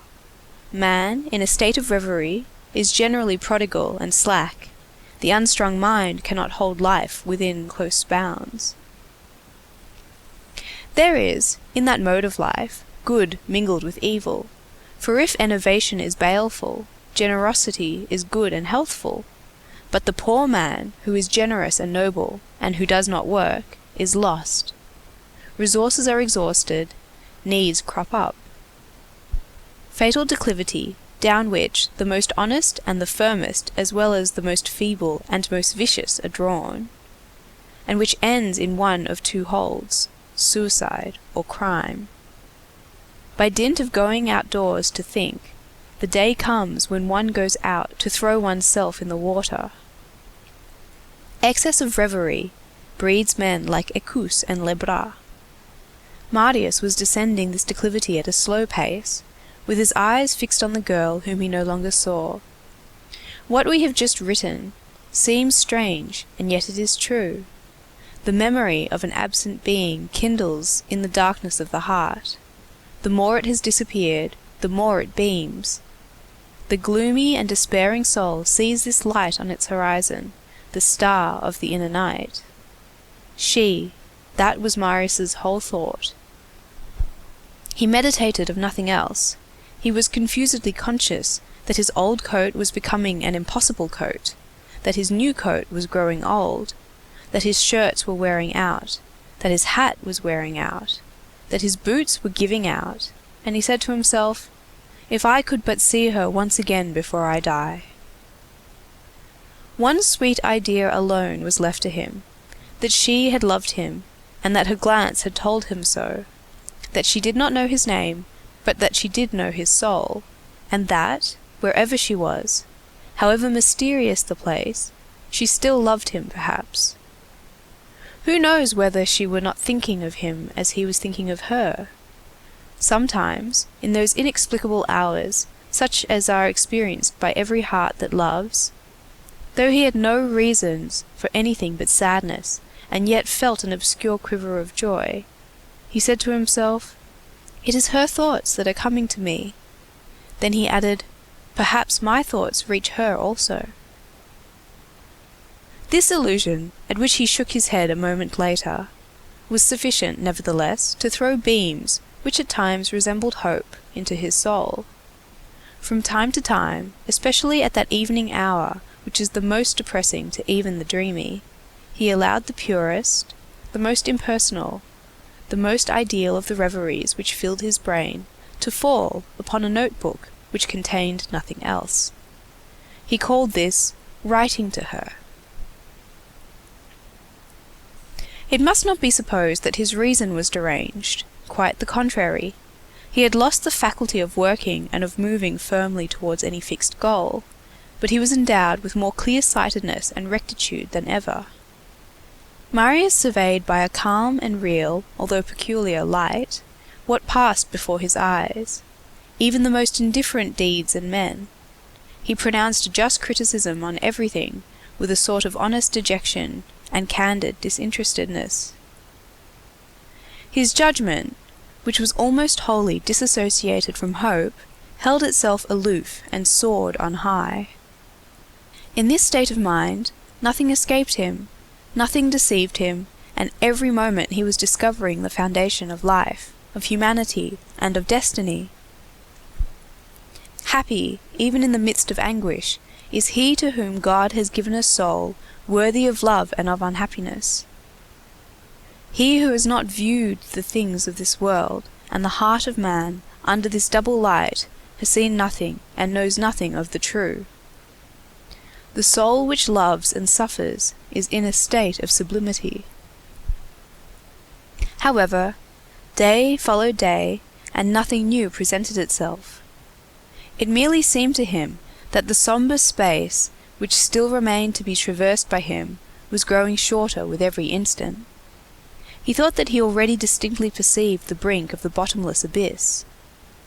"What?" he repeated to himself. "Shall I not see her again before then?"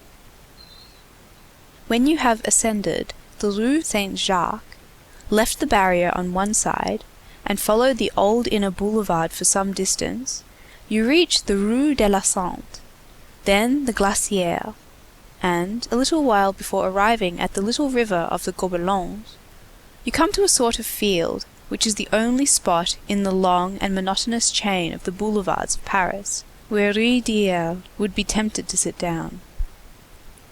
There is something indescribable there which exhales grace, a green meadow traversed by tightly stretched lines from which flutter rags drying in the wind, and an old market gardener's house built in the time of Louis XIII, with its great roof oddly pierced with dormer windows, dilapidated palisades, a little water amid poplar trees, women, voices, laughter. On the horizon, the Pantheon, the pole of the deaf-mutes, the Val de Grâce, black, squat, fantastic, amusing, magnificent, and, in the background, the severe square crests of the towers of Notre Dame. As the place is worth looking at, No one goes thither. Hardly one cart or wagoner passes in a quarter of an hour. It chanced that Marius' solitary strolls led him to this plot of ground near the water. That day there was a rarity on the boulevard, a passer-by. Marius, vaguely impressed with the almost savage beauty of the place, asked this passer-by, "What is the name of this spot?" The person replied, "It is the Lark's Meadow." And he added, "It was here that Ulbach killed the shepherdess of Ivry." But after the word lark, Marius heard nothing more. These sudden congealments in the state of reverie, which a single word suffices to evoke, do occur. The entire thought is abruptly condensed around an idea, and it is no longer capable of perceiving anything else. The lark was the appellation which had replaced Ursule in the depths of Marius' melancholy. "Stop," said he, with a sort of unreasoning stupor peculiar to these mysterious asides. "This is her meadow. I shall know where she lives now." It was absurd, but irresistible. And every day he returned to that meadow of the lark. End of Book 2, Chapter 1. Book 2, Eponine. Chapter 2, Embryonic Formation of Crimes in the Incubation of Prisons. Javert's triumph in the Gorbeau hovel seemed complete, but had not been so. In the first place, and this constituted the principal anxiety, Javert had not taken the prisoner. The assassinated man who flees is more suspicious than the assassin, and it is probable that this personage, who had been so precious a capture for the ruffians, would be no less fine a prize for the authorities. And then, Montparnasse had escaped Javert. Another opportunity of laying hands on that devil's dandy must be waited for. Montparnasse had, in fact, encountered Eponine as she stood on the watch under the trees of the boulevard, and had led her off, preferring to play Nemorin with the daughter rather than Schinderhannes with the father. It was well that he did so. He was free. As for Eponine, Javert had caused her to be seized, a mediocre consolation. Eponine had joined Azelma at Les Madelonettes. And finally, on the way from the Gorbeau house to La Force, one of the principal prisoners, Claquesous, had been lost. It was not known how this had been effected. The police agents and the sergeants could not understand it at all. He had converted himself into vapour. He had slipped through the handcuffs. He had trickled through the crevices of the carriage. The fiacre was cracked, and he had fled. All that they were able to say was that on arriving at the prison, there was no Claquesous. Either the fairies or the police had had a hand in it. Had Claquesous melted into the shadows like a snowflake in water? Had there been unavowed connivance of the police agents? Did this man belong to the double enigma of order and disorder? Was he concentric with infraction and repression? Had this sphinx his forepaws in crime and his hindpaws in authority? Javert did not accept such combinations, and would have bristled up against such compromises. But his squad included other inspectors besides himself, who were more initiated than he, perhaps, although they were his subordinates in the secrets of the prefecture, and Claquesous had been such a villain that he might make a very good agent. It is an excellent thing for ruffianism and an admirable thing for the police to be on such intimate juggling terms with the night. These double-edged rascals do exist. However that may be, Claquesous had gone astray and was not found again. Javert appeared to be more irritated than amazed at this. As for Marius, that booby of a lawyer, who had probably become frightened and whose name Javert had forgotten, Javert attached very little importance to him. Moreover, a lawyer can be hunted up at any time. But was he a lawyer after all? The investigation had begun. The magistrate had thought it advisable not to put one of these men of the band of Patron Minette in close confinement, in the hope that he would chatter. This man was Brujon, the long-haired man of the Rue du Petit Banquier. He had been let loose in the Charlemagne courtyard, and the eyes of the watchers were fixed on him. This name of Brujon is one of the souvenirs of La Force. In that hideous courtyard, called the court of the Bâtiment Neuf, new building, which the administration called the Court Saint Bernard, and which the robbers called the Fossé Lion, the Lion's Ditch, on that wall covered with scales and leprosy, which rose to the left to a level with the roofs, near an old door of rusty iron, which led to the ancient chapel of the ducal residence of La Force, then turned in a dormitory for ruffians, there could still be seen, 12 years ago, a sort of fortress roughly carved in the stone with a nail, and beneath it this signature, Brujon, 1811. The Brujon of 1811 was the father of the Brujon of 1832. The latter, of whom the reader caught but a glimpse at the Gorbeau house, was a very cunning and very adroit young spark, with a bewildered and plaintive air. It was in consequence of this plaintive air that the magistrate had released him, thinking him more useful in the Charlemagne yard than in close confinement. Robbers do not interrupt their profession because they are in the hands of justice.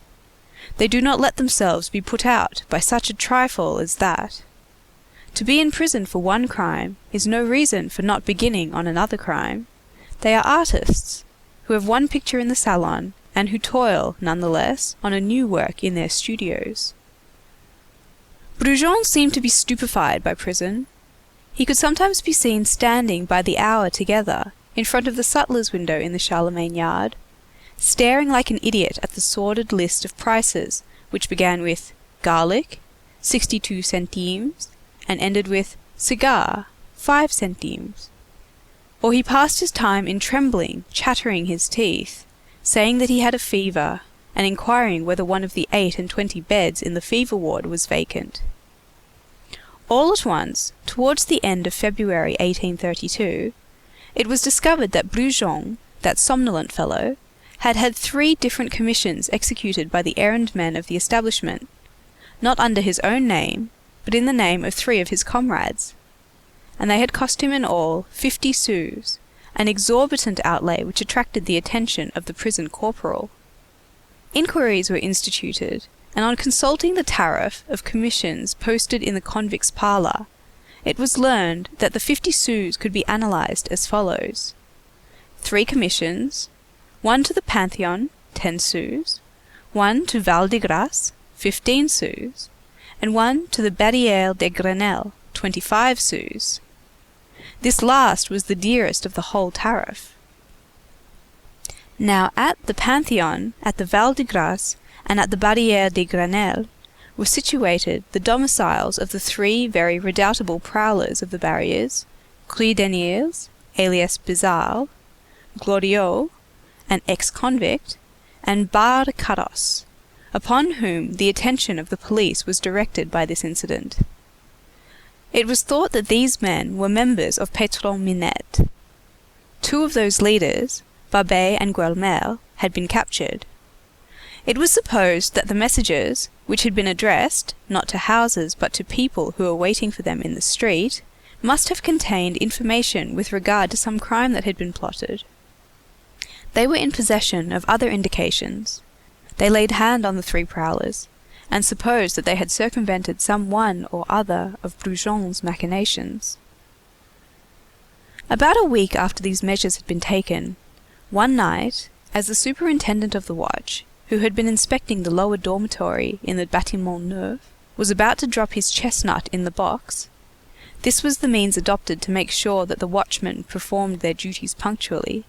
Every hour, a chestnut must be dropped into all the boxes nailed to the doors of the dormitories.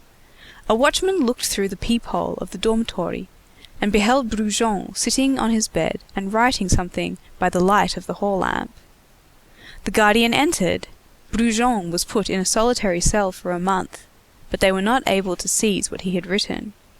The police learned nothing further about it. What is certain is that on the following morning, a postilion was flung from the Charlemagne yard into the Lion's Ditch, over the 5-story building which separated the two courtyards.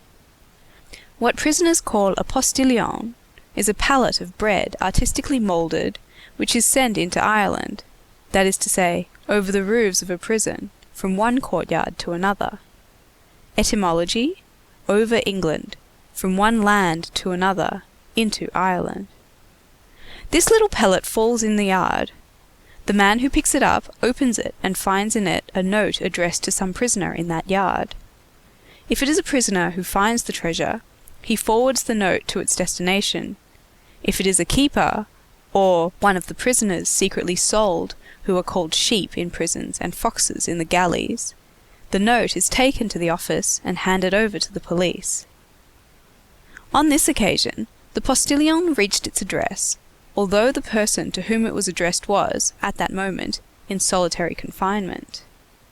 This person was no other than Babet, one of the 4 heads of Patron Minette. The postilion contained a roll of paper on which only these 2 lines were written: Babet, there is an affair in the Rue Plumet, a gate on a garden.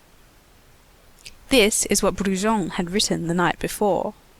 In spite of male and female searchers, Babet managed to pass the note on from La Force to the Salpêtrière, to a good friend whom he had, and who was shut up there. This woman, in turn, transmitted the note to another woman of her acquaintance, a certain Magnon, who was strongly suspected by the police, though not yet arrested. This Magnon, whose name the reader has already seen, had relations with the Thénardier, which will be described in detail later on, and she could, by going to see Éponine, serve as a bridge between the Salpêtrière and les Madelonettes. It happened, at precisely that moment, as proofs were wanting in the investigation directed against Thénardier in the matter of his daughters, Éponine and Azelma were released. When Éponine came out, Magnon, who was watching the gate of the Madelonettes, handed her Brujon's note to Babet, charging her to look into the matter. Éponine went to the Rue Plumet, recognized the gate and the garden, observed the house, spied, lurked, and, a few days later, brought to Magnon, who delivers in the Rue Cloche-Perce, a biscuit, which Magnon transmitted to Babet's mistress in the Salpêtrière. A biscuit, in the shady symbolism of prisons, signifies nothing to be done. So that in less than a week from that time, as Brujon and Babet met in the circle of La Force, the one on his way to the examination, the other on his way from it. Well, asked Brujon, the Rue P? Biscuit, replied Babet. Thus did the fetus of crime, engendered by Brujon in La Force, miscarry. This miscarriage had its consequences, however, which were perfectly distinct from Brujon's programme. The reader will see what they were. Often when we think we are knotting one thread, we are tying quite another. End of Book 2, Chapter 2. Book 2, Éponine. Chapter 3, Apparition to Father Mabeuf. Marius no longer went to see anyone, but he sometimes encountered Father Mabeuf by chance. While Marius was slowly descending those melancholy steps which may be called the cellar stairs, and which lead to places without light, where the happy can be heard walking overhead, Monsieur Mabeuf was descending on his side. The flora of Cauteretz no longer sold at all. The experiments on indigo had not been successful in the little garden of Austerlitz, which had a bad exposure. Monsieur Mabeuf could cultivate there only a few plants which loved shade and dampness. Nevertheless, he did not become discouraged. He had obtained a corner in the Jardin des Plantes, with a good exposure, to make his trials with indigo at his own expense. For this purpose, he had pawned his copper plates of the flora. He had reduced his breakfast to 2 eggs, and he left one of these for his old servant, to whom he had paid no wages for the last 15 months. And often his breakfast was his only meal. He no longer smiled with his infantile smile. He had grown morose and no longer received visitors. Marius did well not to dream of going thither. Sometimes, at the hour when Monsieur Mabeuf was on his way to the Jardin des Plantes, the old man and the young man passed each other on the Boulevard de l'Hôpital. They did not speak, and only exchanged a melancholy sign of the head. A heart-breaking thing it is that there comes a moment when misery looses bonds. Two men who have been friends become two chance passers-by. Royal the bookseller was dead. Monsieur Mabeuf no longer knew his books, his garden, or his indigo. These were the three forms which happiness, pleasure, and hope had assumed for him. This sufficed him for his living. He said to himself, "When I shall have made my balls of bluing, I shall be rich. I will withdraw my copper plates from the pawn shop. I will put my flora in vogue again with trickery, plenty of money, and advertisements in the newspapers. And I will buy, I know well where, a copy of Pierre de Médine's Art de Naviguer, with woodcuts, edition of 1655.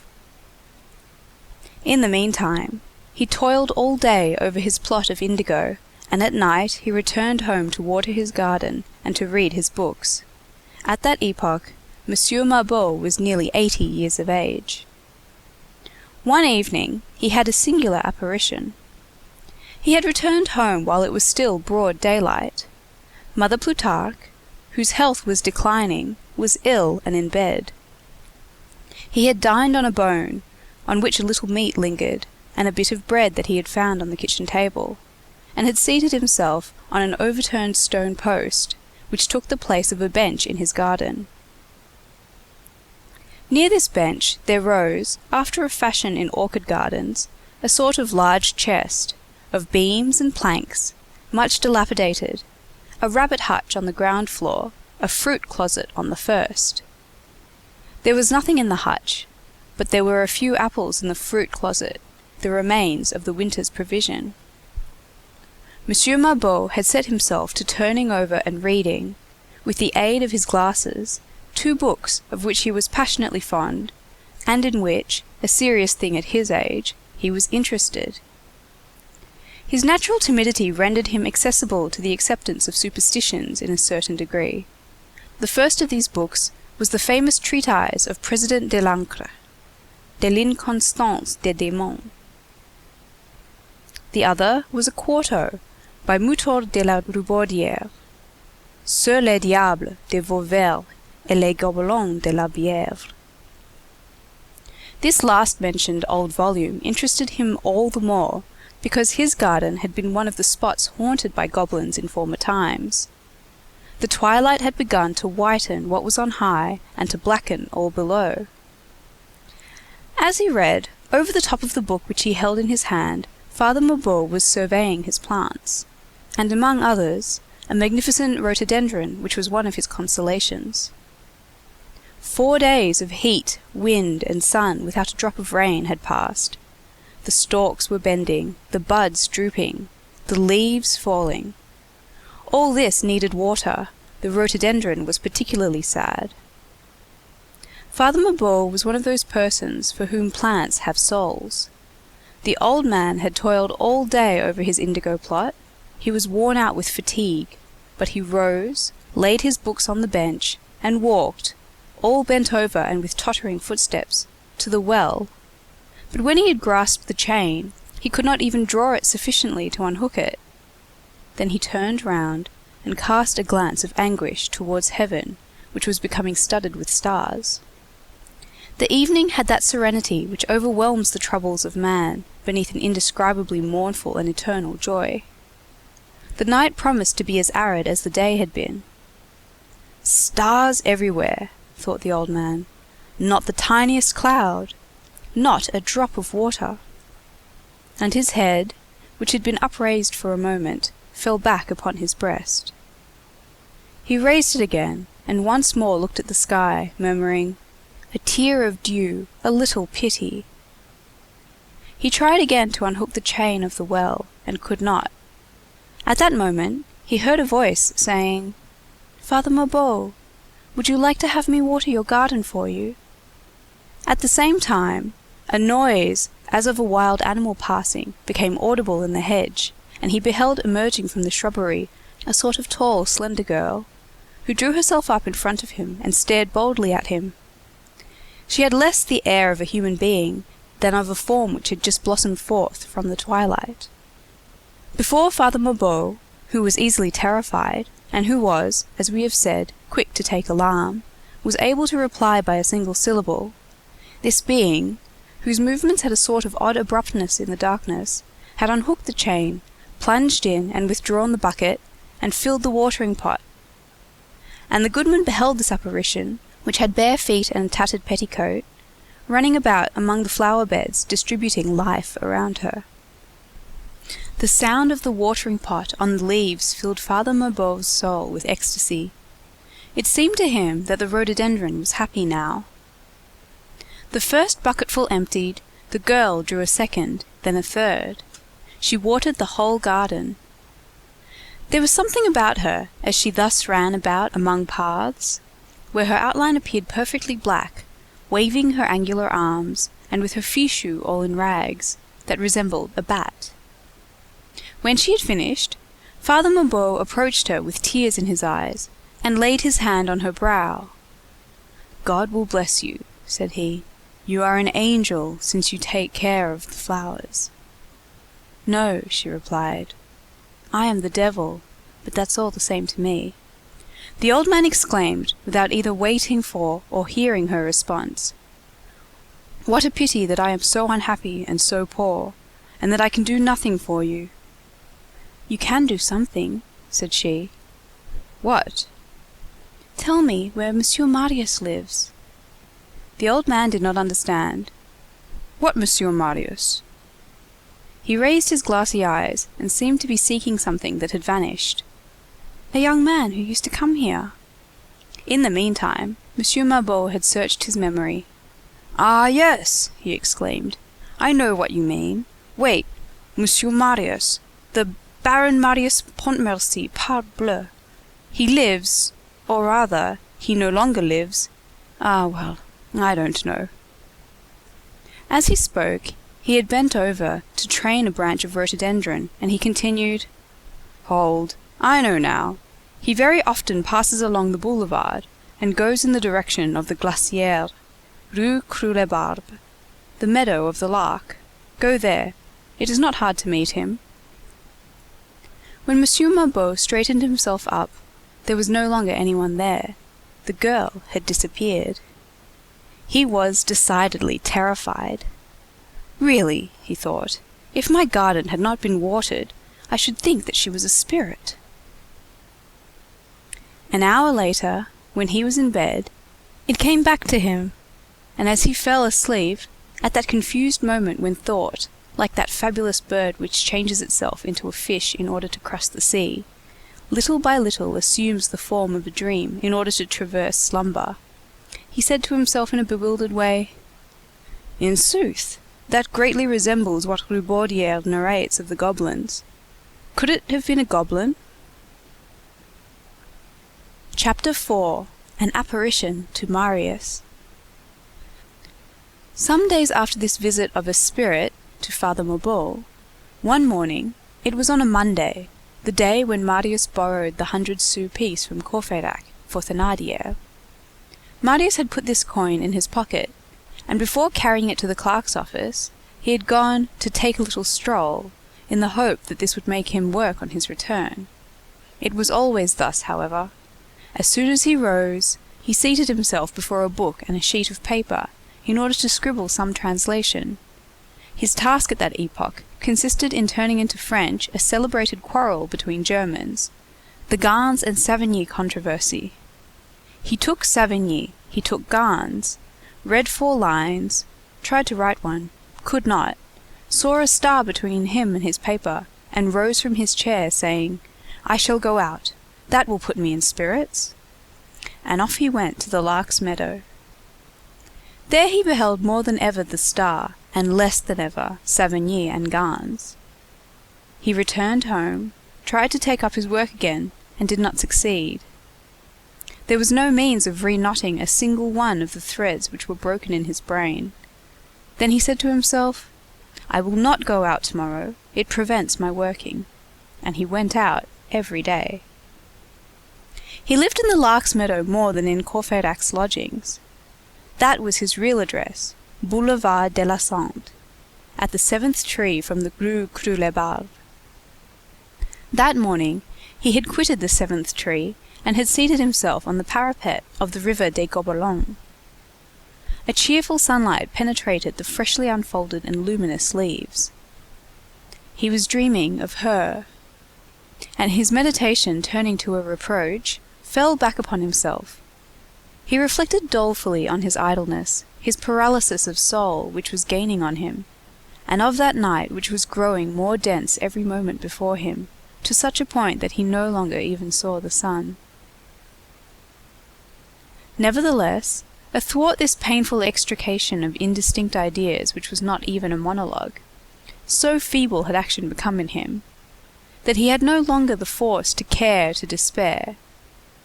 Athwart this melancholy absorption, sensations from without did reach him.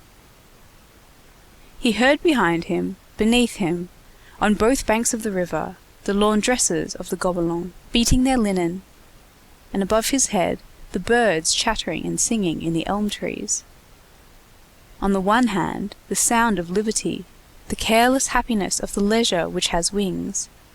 On the other, the sound of toil. What caused him to meditate deeply and almost reflect were two cheerful sounds. All at once, in the midst of his dejected ecstasy, he heard a familiar voice saying, "Come, here he is." He raised his eyes and recognized that wretched child who had come to him one morning, the elder of the Thénardier daughters, Éponine. He knew her name now. Strange to say, she had grown poorer and prettier, 2 steps which it had not seemed within her power to take. She had accomplished a double progress, towards the light and towards distress.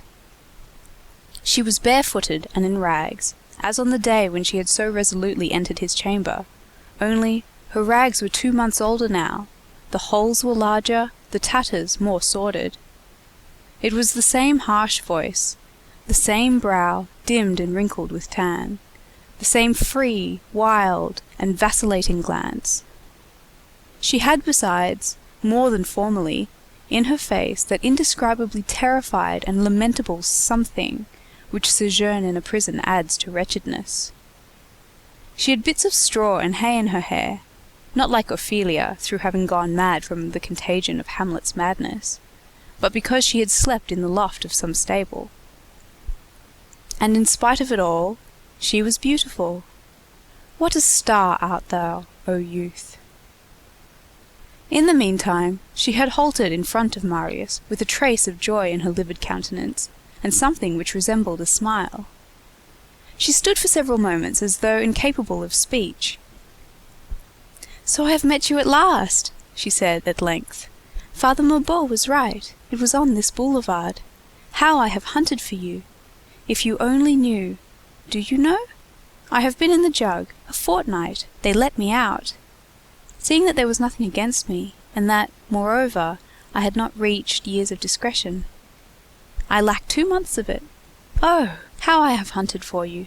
These 6 weeks! So you don't live down there any more?" "No," said Marius. "Ah, I understand. Because of that affair. Those takedowns are disagreeable. You cleared out. Come now, why do you wear old hats like this? A young man like you ought to have fine clothes. Do you know, Monsieur Marius, Father Mabeuf calls you Baron Marius, I don't know what." "It isn't true that you are a baron. Barons are old fellows. They go to the Luxembourg, in front of the chateau, where there is the most sun, and they read the Quotidienne for a sou. I once carried a letter to a baron of that sort. He was over 100 years old. Say, where do you live now?" Marius made no reply. "Ah," she went on, "you have a hole in your shirt. I must sew it up for you." She resumed with an expression which gradually clouded over. "You don't seem glad to see me." Marius held his peace. She remained silent for a moment, then exclaimed, "But if I choose, nevertheless, I could force you to look glad." "What?" demanded Marius. "What do you mean?" "Ah, you used to call me thou," she retorted. "Well, then, what dost thou mean?" She bit her lips. She seemed to hesitate, as though a prey to some sort of inward conflict. At last she appeared to come to a decision. "So much the worse, I don't care. You have a melancholy air, I want you to be pleased. Only promise me that you will smile. I want to see you smile and hear you say, 'Ah, well, that's good. Poor Mr. Marius, you know, you promised me that you would give me anything I like.' Yes, only speak." She looked Marius full in the eye and said, "I have the address." Marius turned pale. All the blood flowed back to his heart. "What address?" "The address that you asked me to get," she added as though with an effort. "The address you know very well." Yes," stammered Marius. "Of that young lady." This word uttered, she sighed deeply. Marius sprang from the parapet on which he had been sitting, and seized her hand distractedly. "Oh, well, lead me thither. Tell me. Ask of me anything you wish. Where is it?" "Come with me," she responded. "I don't know the street or number very well. It is in quite the other direction from here, but I know the house well. I will take you to it." She withdrew her hand, and went on, in a tone which could have rent the heart of an observer, but which did not even graze Marius in his intoxicated and ecstatic state. "Oh, how glad you are!" A cloud swept across Marius's brow. He seized Éponine by the arm. "Swear one thing to me." "Swear?" said she. "What does that mean? Come, you want me to swear?" And she laughed. "Your father! Promise me, Éponine. Swear to me that you will not give this address to your father." She turned to him with a stupefied air. "Éponine, how do you know that my name is Éponine?" "Promise what I tell you." But she did not seem to hear him. "That's nice. You have called me Éponine." Marius grasped both her arms at once. "But answer me, in the name of heaven!